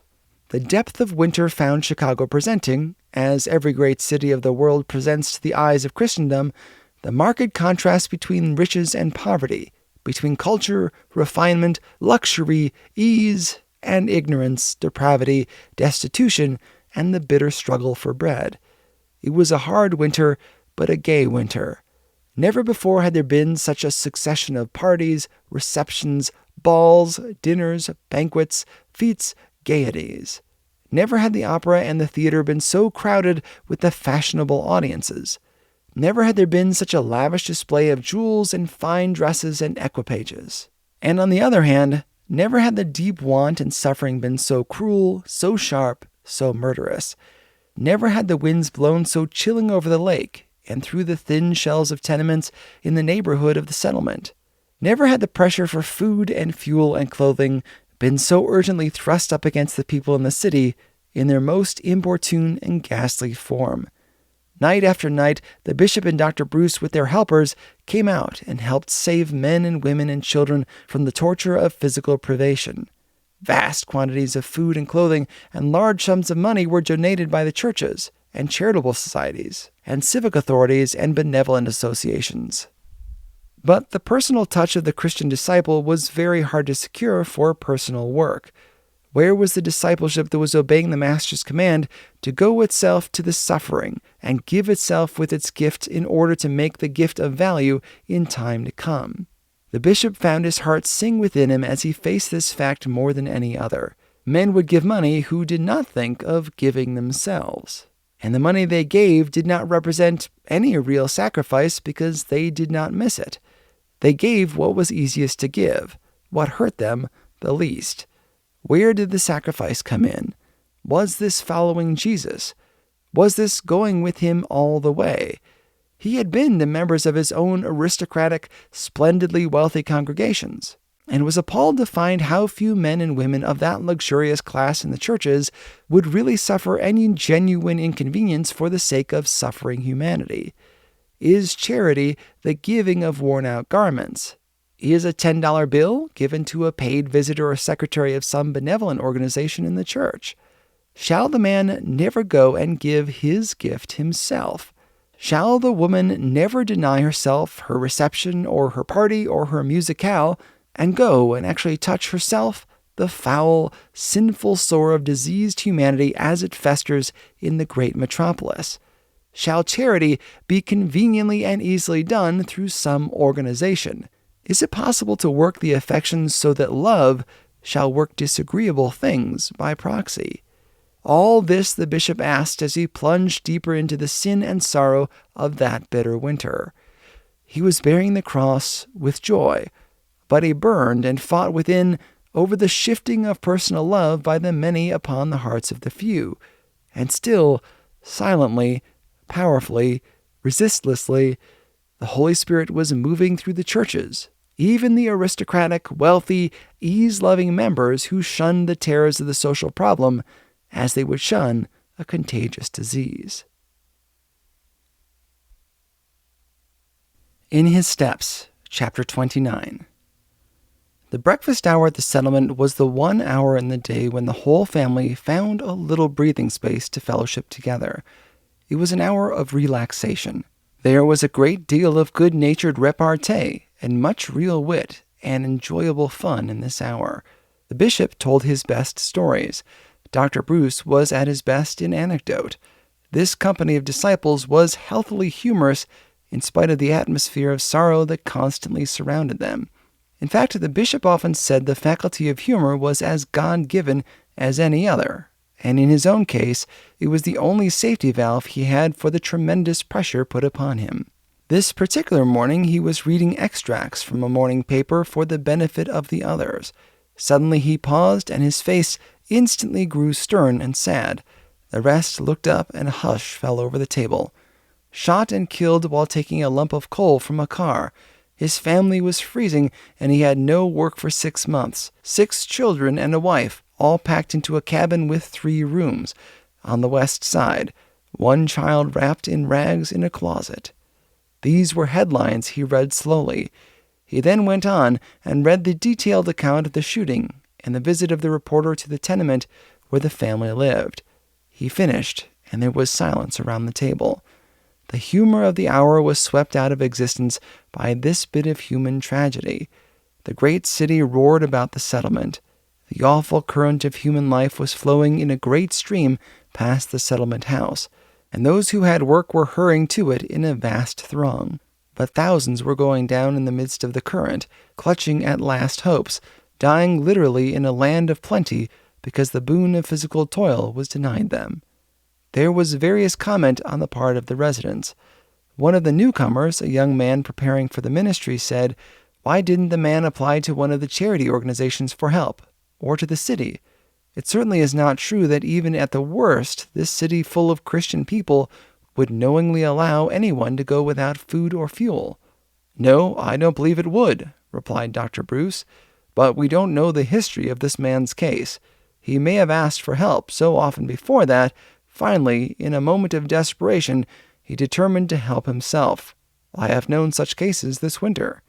"That is not the terrible fact of this case," said the bishop. "The awful thing about it is the fact that the man had not had any work for 6 months." "Why don't such people go out into the country?" asked the divinity student. Someone at the table who had made a special study of the opportunities for work in the country answered the question. According to the investigator, the places that were possible for work in the country were exceedingly few for steady employment, and in almost every case they were offered only to men without families. Suppose a man's wife or children were ill, how would he move or get into the country? How could he pay even the meager sum necessary to move his few goods? There were 1,000 reasons probably why this particular man did not go elsewhere. "Meanwhile, there are the wife and children," said Mrs. Bruce. "How awful! Where is the place, did you say?" "Why, it is only 3 blocks from here. This is the Penrose district. I believe Penrose himself owns half the houses in that block. They are among the worst houses in this part of the city, and Penrose is a church member." "Yes, he belongs to the Nazareth Avenue Church," replied Dr. Bruce in a low voice. The bishop rose from the table, the very figure of divine wrath. He had opened his lips to say what seldom came from him in the way of denunciation, when the bell rang and one of the residents went to the door. "Tell Dr. Bruce and the bishop I want to see them. Penrose is the name, Clarence Penrose. Dr. Bruce knows me." The family at the breakfast table heard every word. The bishop exchanged a significant look with Dr. Bruce, and the 2 men instantly left the table and went out into the hall. "Come in here, Penrose," said Dr. Bruce, and they ushered the visitor into the reception room, closed the door, and were alone. Clarence Penrose was one of the most elegant-looking men in Chicago. He came from an aristocratic family of great wealth and social distinction. He was exceedingly wealthy and had large property holdings in different parts of the city. He had been a member of Dr. Bruce's church many years. He faced the 2 ministers with a look of agitation on his face that showed plainly the mark of some unusual experience. He was very pale, and his lips trembled as he spoke. When had Clarence Penrose ever before yielded to such a strange emotion? "This affair of the shooting, you understand, you have read it. The family lived in one of my houses. It is a terrible event, but that is not the primary cause of my visit." He stammered and looked anxiously into the faces of the 2 men. The bishop still looked stern. He could not help feeling that this elegant man of leisure could have done a great deal to alleviate the horrors in his tenements, possibly have prevented this tragedy if he had sacrificed some of his personal ease and luxury to better the conditions of the people in the district. Penrose turned towards Dr. Bruce. "Doctor," he exclaimed, and there was almost a child's terror in his voice, "I came to say that I have had an experience so unusual that nothing but the supernatural can explain it. You remember, I was one of those who took the pledge to do as Jesus would do. I thought at the time, poor fool that I was, that I had all along been doing the Christian thing. I gave liberally out of my abundance to the church and charity. I never gave of myself to cost me any suffering. I have been living in a perfect hell of contradictions ever since I took that pledge. My little girl, Diana, you remember, also took the pledge with me. She has been asking me a great many questions lately about the poor and where they live. I was obliged to answer her. One of her questions last night touched my sore. Do you own any houses where these poor people live? Are they nice and warm like ours? You know how a child will ask questions like these. I went to bed tormented with what I now know to be the divine arrows of conscience. I could not sleep. I seemed to see the judgment day. I was placed before the judge. I was asked to give an account of my deeds done in the body. How many sinful souls had I visited in prison? What had I done with my stewardship? What about those tenements where people froze in winter and stifled in summer? Did I give any thought to them except to receive the rentals from them? Where did my suffering come in? Would Jesus have done as I had done and was doing? Had I broken my pledge? How had I used the money and the culture and the social influence I possessed? Had I used it to bless humanity, to relieve the suffering, to bring joy to the distressed and hope to the desponding? I had received much. How much had I given? All this came to me in a waking vision as distinctly as I see you 2 men and myself now. I was unable to see the end of the vision. I had a confused picture in my mind of the suffering Christ pointing a condemning finger at me, and the rest was shut out by mist and darkness. I have not slept for 24 hours. The first thing I saw this morning was the account of the shooting at the coal yards. I read the account with a feeling of horror I have not been able to shake off. I am a guilty creature before God." Penrose paused suddenly. The two men looked at him solemnly. What power of the Holy Spirit moved the soul of this hitherto self-satisfied, elegant, cultured man who belonged to the social life that was accustomed to go into its way placidly, and practically ignorant of what it meant to suffer for Jesus' sake? Into that room came a breath such as before swept over Henry Maxwell's church and through Nazareth Avenue. The bishop laid his hand on the shoulder of Penrose and said, "My brother, God has been very near to you. Let us thank him." "Yes, yes," sobbed Penrose. He sat down on a chair and covered his face. The bishop prayed. Then Penrose quietly said, "Will you go with me to that house?" For answer, the two men put on their overcoats and went with him to the home of the dead man's family. That was the beginning of a new and strange life for Clarence Penrose. From the moment he stepped into that wretched hovel of a home and faced a despair and suffering such as he had read of, but did not know by personal contact, he dated a new life. It would be another long story to tell how, in obedience to his pledge, he began to do with his tenement property as he knew Jesus would do. What would Jesus do with a tenement property if he owned it in Chicago or any other great city of the world? Any man who can imagine any true answers to this question can easily tell what Clarence Penrose began to do. Now, before that winter reached its bitter climax, many things occurred in the city which concerned the lives of all the characters in this history of the disciples who promised to walk in his steps. It chanced by one of those coincidences that seem to occur preternaturally that one afternoon, just as Felicia came out of the settlement with a basket of food which she was going to leave as a sample with a baker in the Penrose district, Stephen Clyde opened the door of the carpenter shop in the basement and came out to meet her as she reached the sidewalk. "Let me carry your basket, please," he said. "Why do you say please?" asked Felicia, handing over the basket while they walked along. "I would like to say something else," replied Stephen, glancing at her shyly and yet with a boldness that frightened him, for he had been loving Felicia more every day since he first saw her, and especially since she stepped into the shop that day with the bishop, and for weeks now they had been thrown in each other's company. "What else?" asked Felicia, innocently falling into the trap. "Why," said Stephen, turning his fair and noble face full toward her and eyeing her with the look of one who would have the best of all things in the universe, "I would like to say, let me carry your basket, dear Felicia." Felicia never looked so beautiful in her life. She walked on a little way without even turning her face toward him. It was no secret with her own heart that she had given it to Stephen some time ago. Finally she turned and said shyly, while her face grew rosy and her eyes tender, "Why don't you say it then?" "May I?" cried Stephen, and he was so careless for a minute of the way he held the basket that Felicia exclaimed, "Yes, but oh, don't drop my goodies." "Why, I wouldn't drop anything so precious for all the world, dear Felicia," said Stephen, who now walked on air for several blocks, and what was said during the walk is private correspondence that we have no right to read.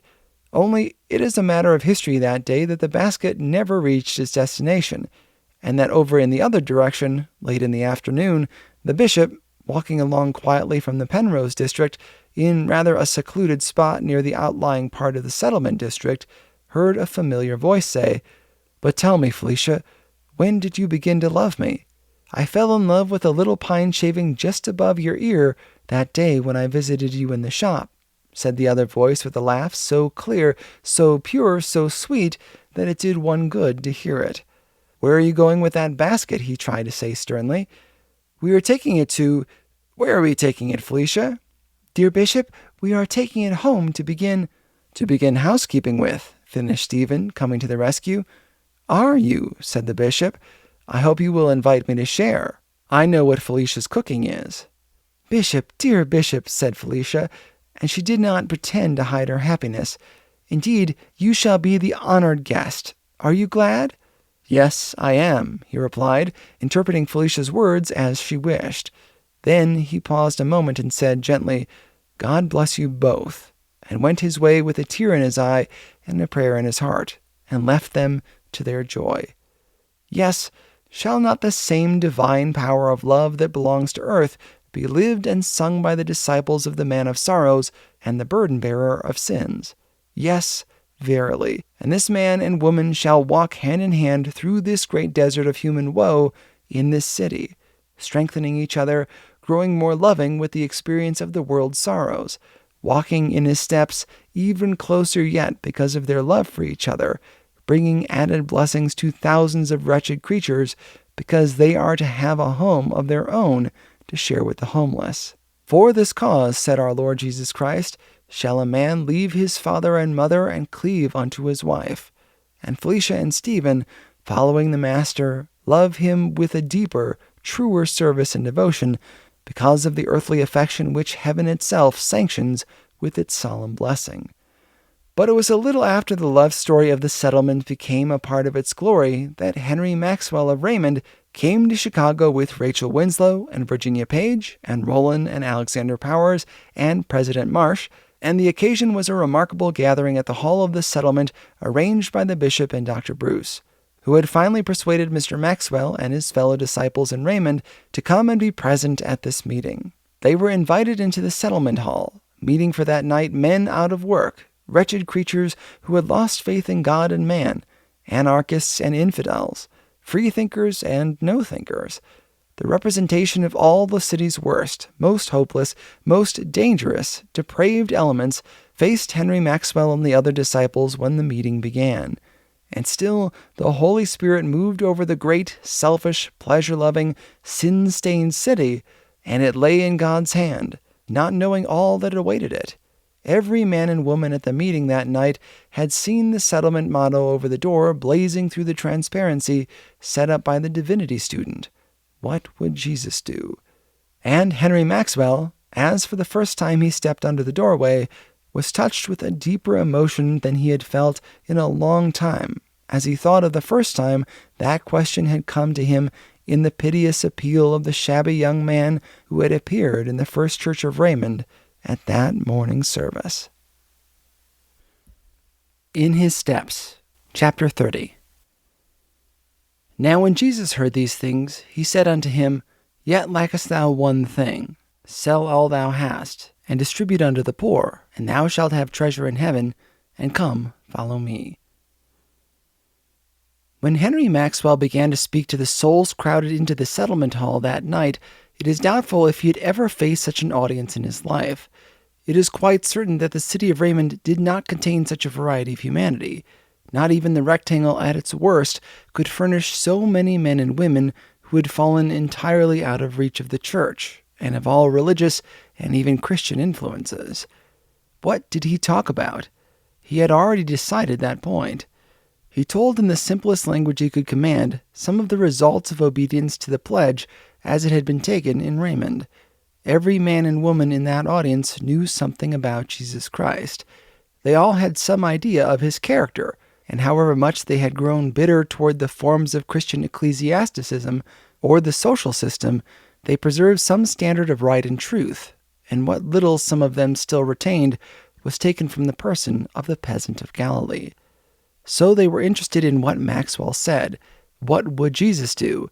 He began to apply the question to the social problem in general, after finishing the story of Raymond. The audience was respectfully attentive. It was more than that. It was genuinely interested. As Mr. Maxwell went on, faces all over the hall leaned forward in the way seldom seen in church audiences or anywhere except among working men or the poor of the street when once they are thoroughly aroused. What would Jesus do? Suppose that were the motto not only of the churches, but of the businessmen, the politicians, the newspapers, the working men, the society people. How long would it take under such a standard of conduct to revolutionize the world? What was the trouble with the world? It was suffering from selfishness. No one ever lived who had succeeded in overcoming selfishness like Jesus. If men followed him regardless of results, the world would at once begin to enjoy a new life. Maxwell never knew how much it meant to hold the respectful audience of that hall full of diseased and sinful humanity. The bishop and Dr. Bruce, sitting there, looked on, seeing many faces that represented scorn of creeds, hatred of the social order, desperate narrowness and selfishness, marveled that even so soon after the influence of the settlement life, The softening process had begun already to lessen the bitterness of hearts, many of which had grown bitter from neglect and indifference. And still, in spite of the outward show of respect to the speaker, no one, not even the bishop, had any true conception of the feeling pent up in that room that night.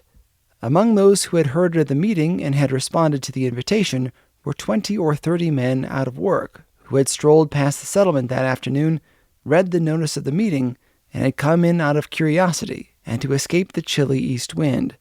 It was a bitter night, and the saloons were full, but in that whole district of over 30,000 souls, with the exception of the saloons, there was not a door open except the clean, pure Christian door of the settlement. Where would a man without a home, or without work, or without friends, naturally go, unless to the saloon? It had been the custom of the settlement for a free discussion to follow any open meeting of this kind, and when Mr. Maxwell finished and sat down, the bishop, who presided that night, rose and made the announcement that any man in the hall was at liberty to ask questions, to speak out of his feeling or declare his convictions, always with the understanding that whoever took part was to observe the simple rules that govern parliamentary bodies, and obey the 3-minute rule which, by common consent, would be enforced on account of the numbers present. Instantly, a number of voices from men who had been at previous meetings of this kind exclaimed, "Consent! Consent!" The bishop sat down, and immediately a man near the middle of the hall rose and began to speak. "I want to say that what Mr. Maxwell has said tonight comes pretty close to me. I knew Jack Manning, the fellow he told about who died at his house. I worked on the next case to his in a printer's shop in Philadelphia for 2 years. Jack was a good fellow. He loaned me $5 once when I was in a hole, and I never got a chance to pay him back. He moved to New York, owing to a change in management of the office that threw him out, and I never saw him again. When the linotype machines came in, I was one of the men to go out, just as he did. I have been out most of the time since. They say inventions are a good thing. I don't always see it myself, but I suppose I am prejudiced. A man naturally is when he loses a steady job because a machine takes his place. About this Christianity he tells about. It's all right, but I never expect to see any such sacrifices on the part of the church people. So far as my observation goes, they're just as selfish and as greedy for money and worldly success as anybody. I except the bishop and Dr. Bruce and a few others. But I never found much difference between men of the world, as they are called, and church members when it comes to business and money-making. One class is just as bad as another there. Cries of, "That's so," and "You're right," and "Of course," interrupted the speaker, and the minute he sat down, 2 men who were on the floor for several seconds before the first speaker was through began to talk at once. The bishop called them to order and indicated what was entitled to the floor. The man who remained standing began eagerly. "This is the first time I was ever in here, and maybe it'll be the last. Fact is, I am about at the end of my string. I've tramped this city for work till I'm sick. I'm in plenty of company. Say, I'd like to ask a question of the minister. Is it fair? May I?" "That's for Mr. Maxwell to say," said the bishop. "By all means," replied Mr. Maxwell quickly. "Of course, I will not promise to answer it to the gentleman's satisfaction. This is my question." The man leaned forward and stretched out a long arm with a certain dramatic force that grew naturally enough out of his condition as a human being. "I want to know what Jesus would do in my case. I haven't had a stroke of work for 2 months. I've got a wife and children, and I love them as much as if I was worth $1 million. I've been living off a little earnings I saved up during the World's Fair jobs I got. I'm a carpenter by trade, and I've tried every way I know to get a job. You say we ought to take for our motto, 'What would Jesus do?' What would he do if he were out of work like me? I can't be somebody else and ask the question. I want to work. I'd give anything to grow tired of working 10 hours a day the way I used to. Am I to blame because I can't manufacture a job for myself? I've got to live, and my wife and children have got to live. But how? What would Jesus do? You say that's the question we ought to ask." Mr. Maxwell sat there, staring at the great sea of faces all intent on his, and no answer to this man's question seemed for the time being to be possible. "Oh God," his heart prayed, "this is a question that brings up the entire social problem in all its perplexing entanglement of human wrongs and its present condition contrary to every desire of God for a human being's welfare. Is there any condition more awful than for a man in good health, able and eager to work, with no means of honest livelihood except he does work, actually unable to get anything to do, and driven to one of three things, begging for charity at the hands of friends and strangers, suicide, or starvation? What would Jesus do?" It was a fair question for a man to ask. It was the only question he could ask, supposing him to be a disciple of Jesus. But what a question for any man to be obliged to answer under such conditions! All this and more did Henry Maxwell ponder. All the others were thinking in the same way. The bishop sat there with a look so stern and sad that it was not hard to tell how the question moved him. Dr. Bruce had his head bowed. The human problem had never seemed to be so tragic as since he had taken the pledge and left his church to enter the settlement.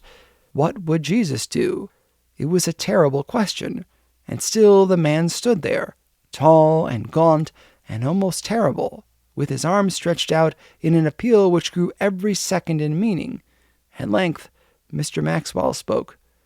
"Is there any man in the room who is a Christian disciple who has been in this condition and has tried to do as Jesus would do? If so, such a man can answer the question better than I can." There was a moment's hush over the room, and then a man near the front of the hall slowly rose. He was an old man, and the hand he laid on the back of the bench in front of him trembled as he spoke. "I think I can safely say I have many times been in just such a condition, and have always tried to be a Christian under all conditions. I don't know as I have always asked this question, what would Jesus do, when I have been out of work, but I do know I have tried to be a disciple at all times. Yes," the man went on, with a sad smile that was more pathetic to the bishop and Mr. Maxwell than the younger man's grim despair, "yes, I have begged, and I have been to charity institutions, and I have done everything when out of a job except steal and lie in order to get food and fuel. I don't know as Jesus would have done some of the things I have been obliged to do for a living, but I know I have never knowingly done wrong when out of work.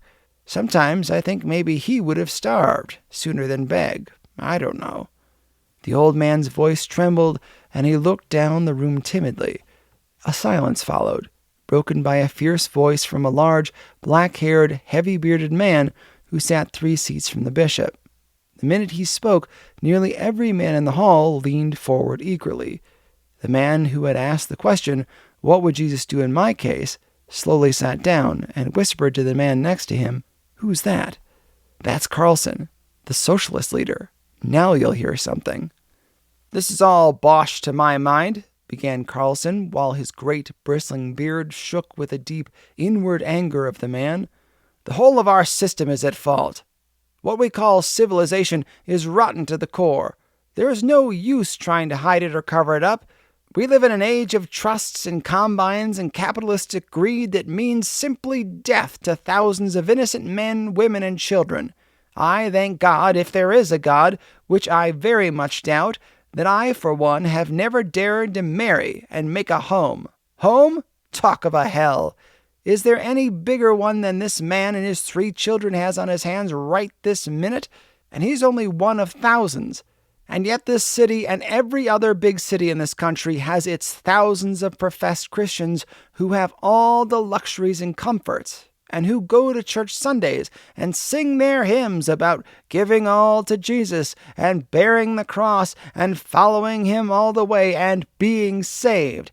I don't say there aren't good men and women among them, but let the minister who has spoken to us here tonight go into any one of the dozen aristocratic churches I could name and propose to the members to take any such pledge as the one he's mentioned here tonight, and see how quick the people will laugh at him for a fool or a crank or a fanatic.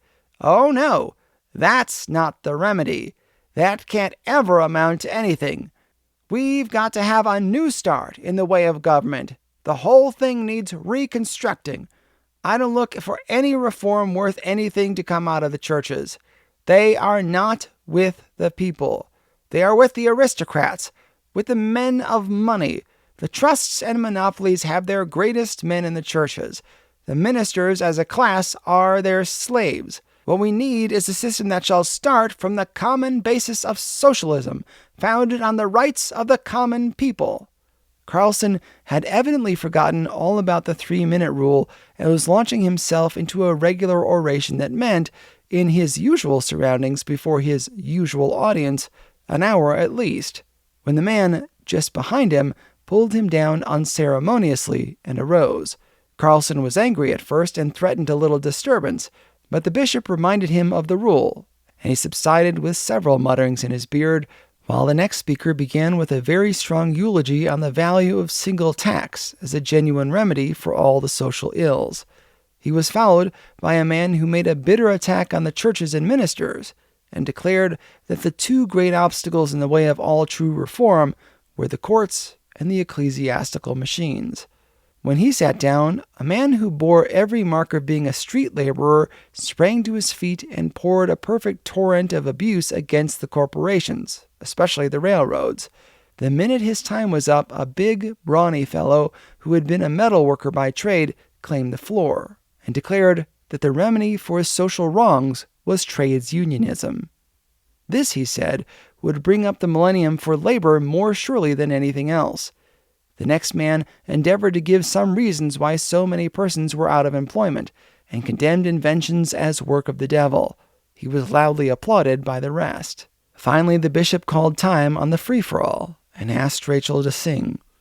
Rachel Winslow had grown into a very strong, healthful, humble Christian during the wonderful year in Raymond dating from the Sunday when she first took the pledge to do as Jesus would do, and her great talent for song had been fully consecrated to the service of the Master. When she began to sing tonight at this settlement meeting, she had never prayed more deeply for results to come from her voice, the voice which she now regarded as the Master's, to be used for him.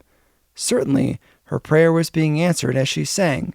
She had chosen the words, "Hark, the voice of Jesus calling, follow me, follow me."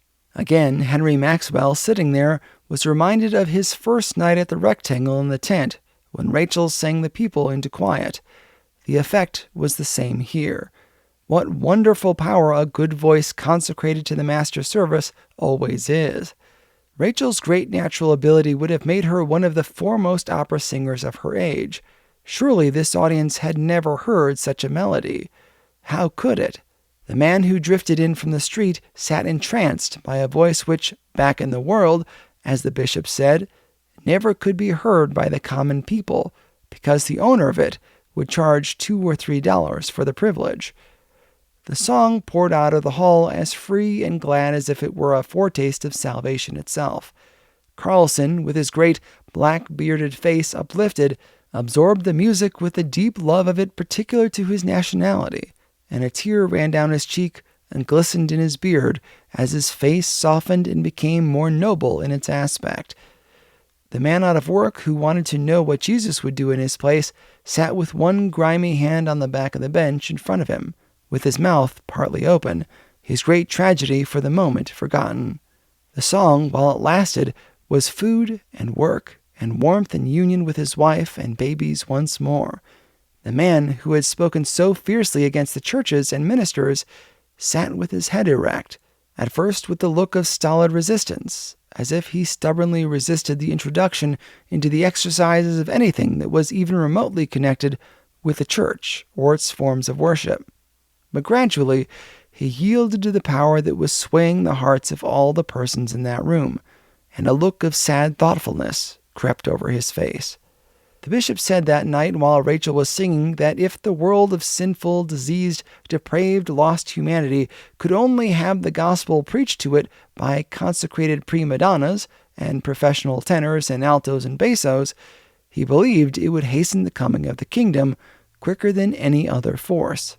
"Why, oh why," he cried in his heart as he listened, "has the world's greatest treasure of song been so often held far from the poor, because the personal professor of voice or fingers capable of stirring divinest melody has so often regarded the gift as something with which to make money.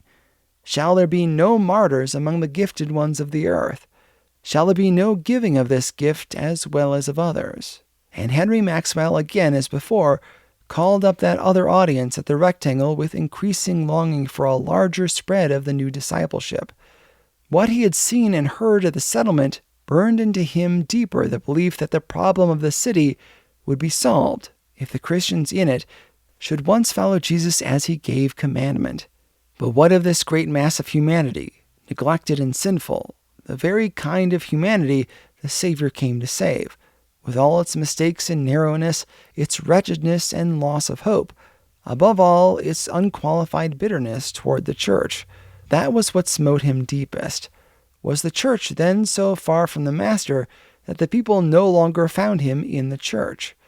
Was it true that the church had lost its power over the very kind of humanity which, in the early ages of Christianity, it reached in the greatest numbers? How much was true in what the socialist leaders said about the uselessness of looking at the church for reform or redemption because of the selfishness and seclusion and aristocracy of its members? He was more and more impressed with the appalling fact that the comparatively few men in the hall, now being held quiet for a while by Rachel's voice, represented thousands of others just like them, to whom a church member and a minister stood for less than a saloon or a beer garden as a source of comfort or happiness. Ought it be so? If the church members were all doing as Jesus would do, could it remain true that armies of men would walk the streets for jobs, and hundreds of them curse the church, and thousands of them find in the saloon their best friend? How far were the Christians responsible for this human problem that was personally illustrated right in this hall tonight? Was it true that the great city churches would as a rule refuse to walk in Jesus' steps so closely as to suffer, actually suffer, for his sake? In his steps, chapter 31. He had planned when he came into the city to return to Raymond and be in his own pulpit on Sunday. But Friday morning he had received at the settlement a call from the pastor of one of the largest churches in Chicago, and had been invited to fill the pulpit for both morning and evening service. At first he hesitated, but finally accepted, seeing in it the hand of the Spirit's guiding power. He would test his own question. He would prove the truth or falsity of the charge made against the church at the settlement meeting. How far would it go in its self-denial for Jesus' sake? How closely would it walk in his steps? Was the church willing to suffer for its master? Saturday night he spent in prayer, nearly the whole night. There had never been so great a wrestling in his soul, not even during his strongest experiences in Raymond. He had, in fact, entered upon another new experience. The definition of his own discipleship was receiving an added test at this time, and he was being led into a larger truth of the Lord. Sunday morning, the great church was filled to its utmost. Henry Maxwell, coming into the pulpit from an all-night vigil, felt the pressure of a great curiosity on the part of the people. They had heard of the Raymond movement, as all the churches had, and the recent actions of Dr. Bruce had added to the general interest in the pledge. With this curiosity was something deeper, more serious. Mr. Maxwell felt that also, and in the knowledge that the Spirit's presence was his living strength, he brought his message and gave it to that church that day. He had never been what would be called a great preacher. He had not the force nor the quality that makes remarkable preachers. But ever since he had promised to do as Jesus would do, he had grown in a certain quality of persuasiveness that had all the essentials of true eloquence. This morning the people felt the complete sincerity and humility of a man who had gone deep into the heart of a great truth. After telling briefly of some results in his own church in Raymond since the pledge was taken, he went on to ask the question he had been asking since the settlement meetings. He had taken for his theme the story of the young man who came to Jesus asking what he must do to obtain eternal life.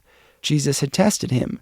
"Sell all that thou hadst and give to the poor, and thou shalt have treasure in heaven, and come, follow me."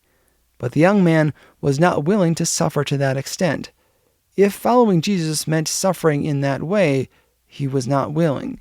He would like to follow Jesus, but not if he had to give so much. Is it true, continued Henry Maxwell, and his fine, thoughtful face glowed with a passion of appeal that stirred the people as they had seldom been stirred.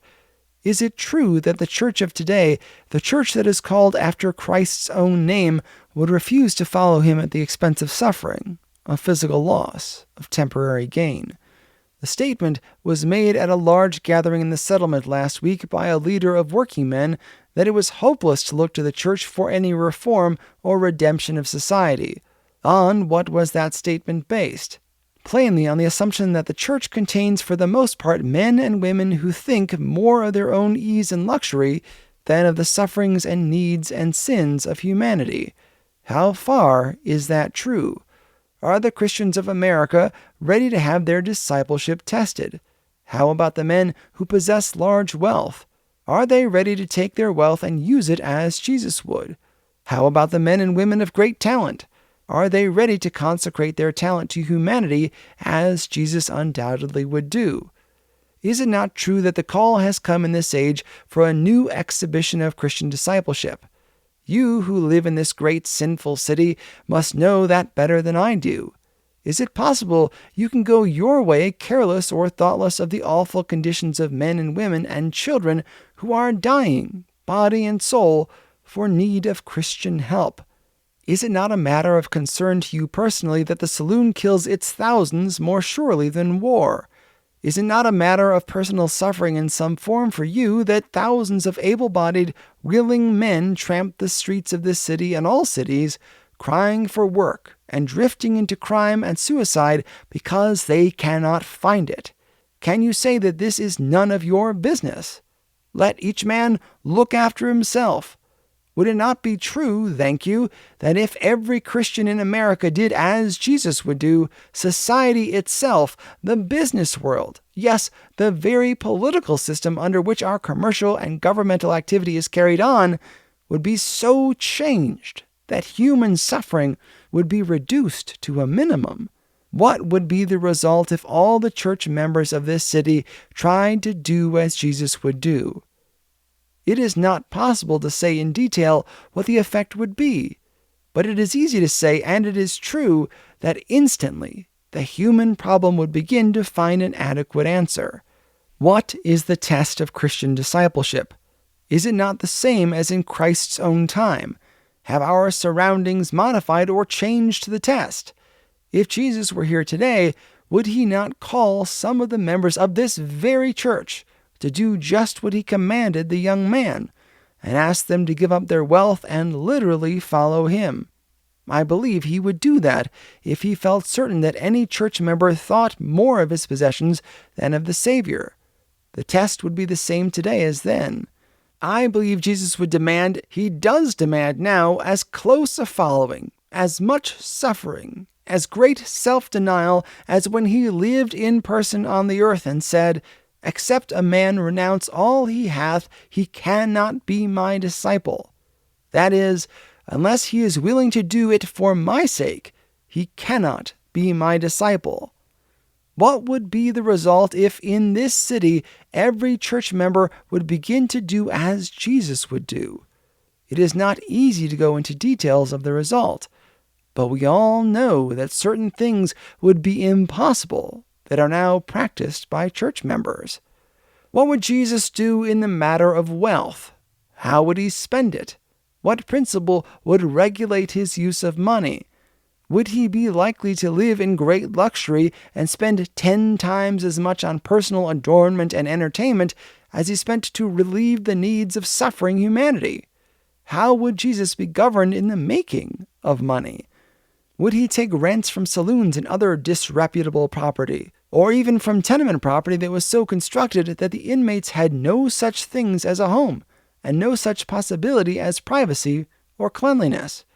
What would Jesus do about the great army of unemployed and desperate who tramp the streets and curse the church, or are indifferent to it, lost in the bitter struggle for bread that tastes bitter when it is earned on account of the desperate conflict to get it?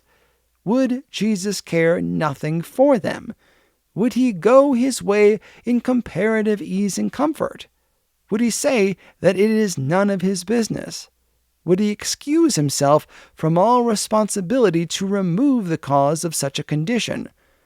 What would Jesus do in the center of a civilization that hurries so fast after money that the very girls employed in great business houses are not paid enough to keep soul and body together without fearful temptations so great that scores of them fall and are swept over the great boiling abyss, where the demands of trade sacrifice hundreds of lads in a business that ignores all Christian duties toward them in a way of education and moral training and personal affection? Would Jesus, if he were here today as part of our age in commercial industry, feel nothing, do nothing, say nothing in the face of these facts which every businessman knows? What would Jesus do? Is not that what the disciple ought to do?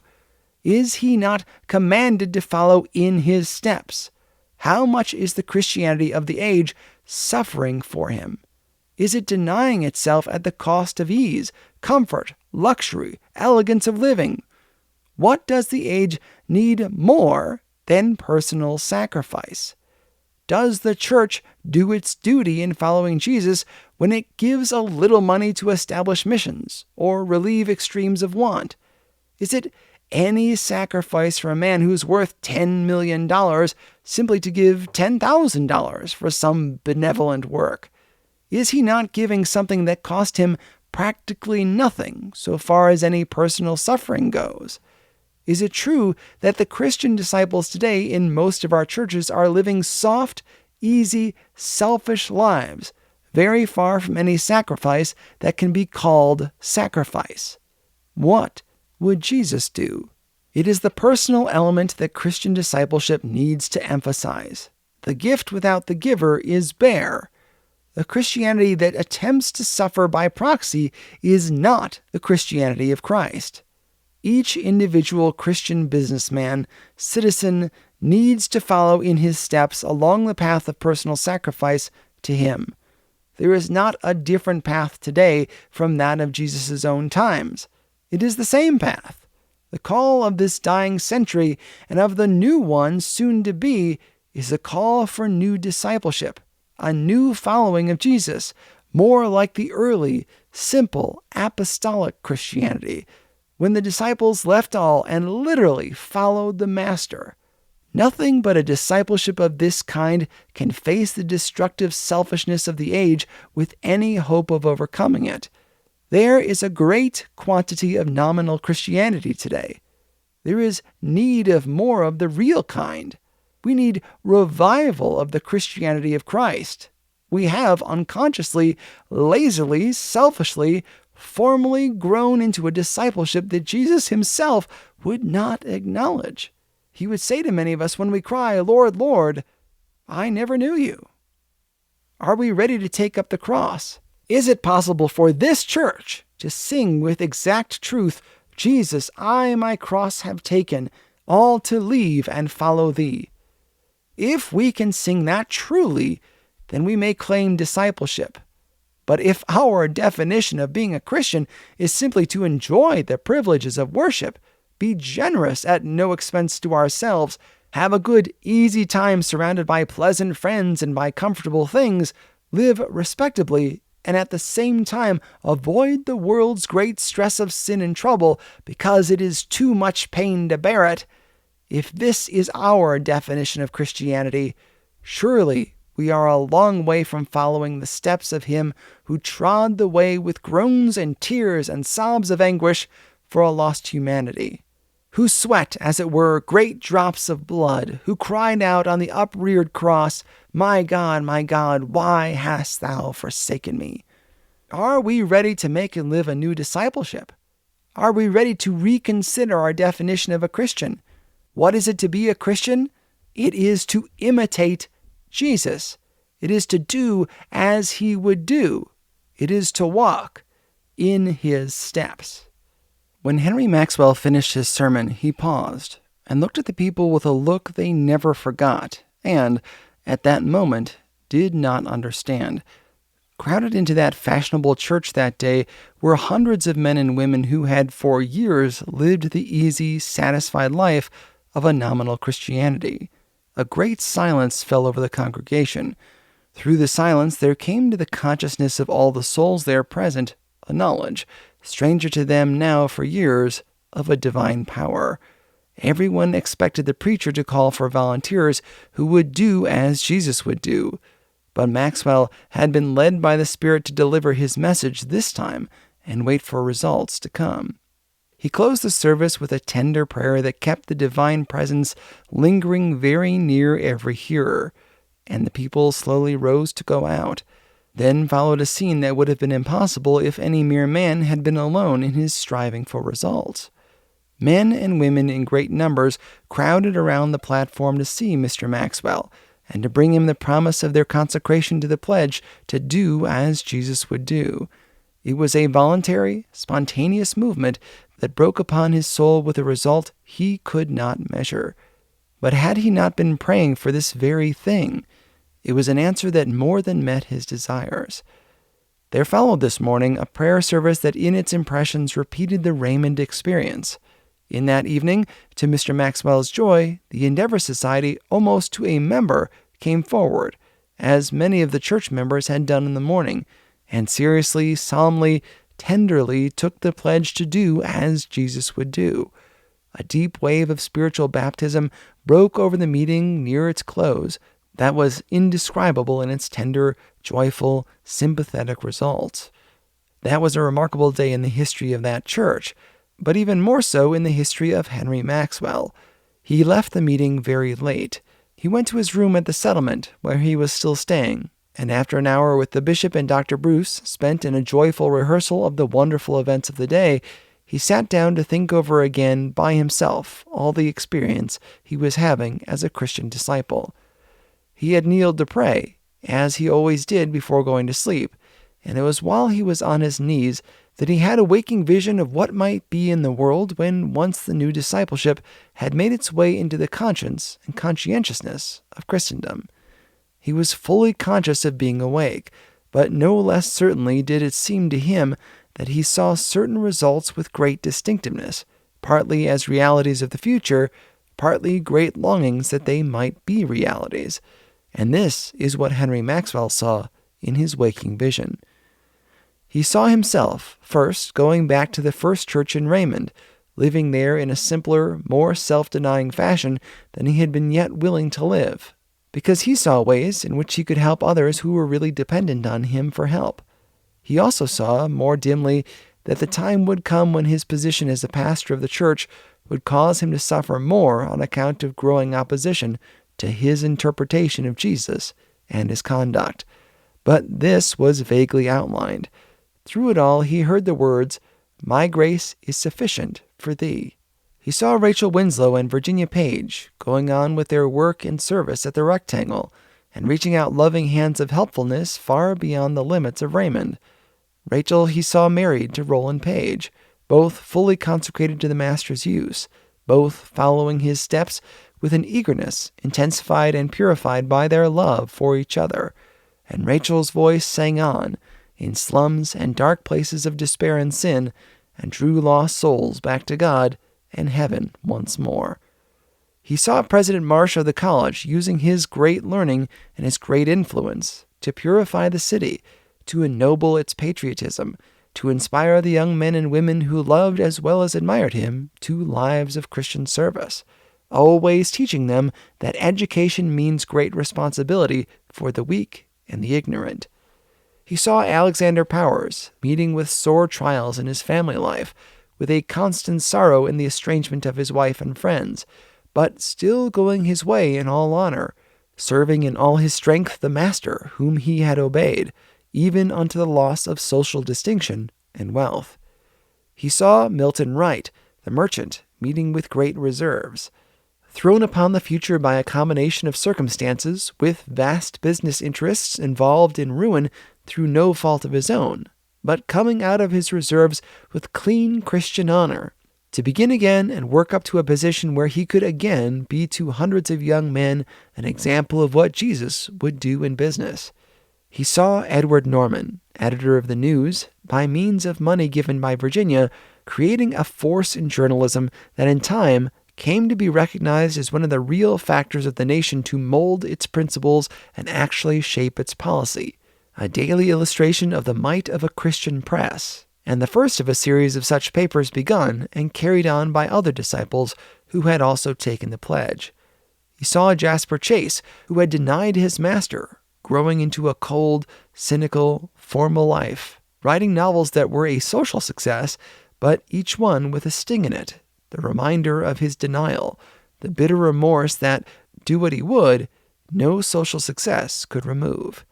He saw Rose Sterling, dependent for some years upon her aunt and Felicia, finally married to a man far older than herself, accepting the burden of a relation that had no love in it on her part, because of her desire to be the wife of a rich man and enjoy the physical luxuries that were all of life to her.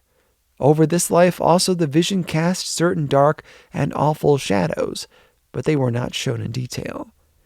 He saw Felicia and Stephen Clyde happily married, living a beautiful life together, enthusiastic, joyful in suffering, pouring out their great, strong, fragrant service into the dull, dark, terrible places of the great city, and redeeming souls through the personal touch of their home, dedicated to the human homesickness all around them.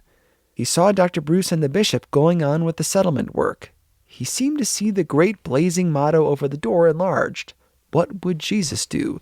And by this motto, everyone who entered the settlement walked in the steps of the Master. He saw Burns and his companion and a great company of men like them, redeemed and living in turn to others, conquering their passions by the divine grace, and providing by their daily lives the reality of the new birth, even in the lowest and most abandoned. It seemed to him that as he kneeled and began to pray, that the vision was more of a longing for the future than a reality in the future. The Church of Jesus in the city and throughout the country. Would it follow Jesus?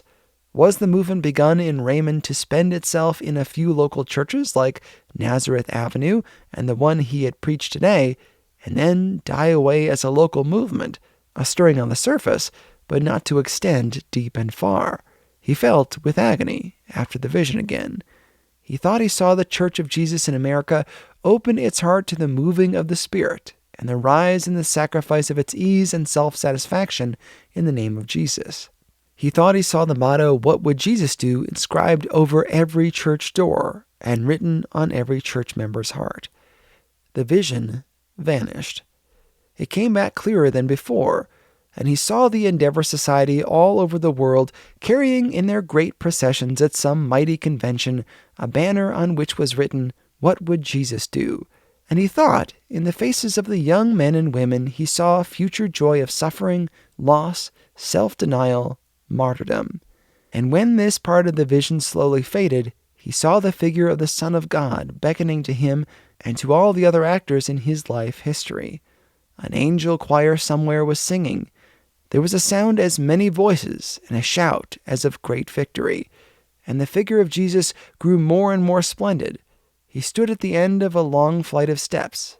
Yes, yes, O my Master, has not the time come for this dawn of the millennium of Christian history? Oh, break upon the Christendom of this age with the light and the truth. Help us to follow thee all the way. He rose at last with the awe of one who has looked at heavenly things.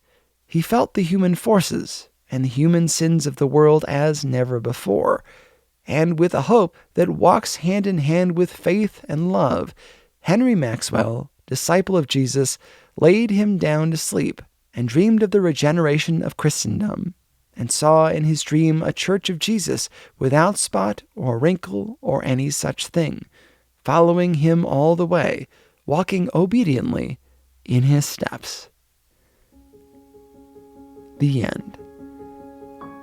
Thanks so much for listening. In the next episode, you'll hear me and some patrons of the show discussing this book and how it ties into this season on Christian fundamentalism. If you'd like to be a part of future conversations, visit patreon.com/trucepodcast. because this show is listener supported. Right now, I'm producing this project between shifts at my full-time job. A lot of days, I'm working 10 to 11 hours a day. I would eventually love to do Truce full-time, which would mean more quality episodes for you and some much-needed rest for me. Visit trucepodcast.com/donate for more information, or Venmo me at @trucepodcast. Please share the podcast with your friends and family and leave a review on your podcast app. God willing, we'll talk again soon. Truce is a production of Truce Media, LLC. I'm Chris Staron, and this is Truce.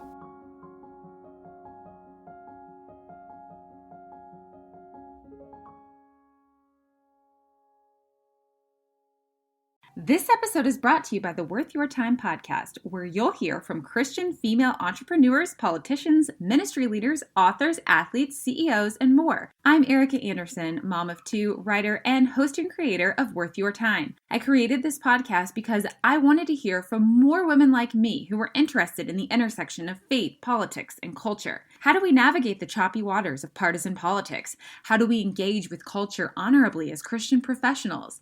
I know you don't have a lot of time, and that's why I make every second worth it on this show. You'll hear from women that aren't on every other Christian podcast, and we get really real, because I don't know how to function any other way. Episodes drop every other Tuesday. Hope to see you there.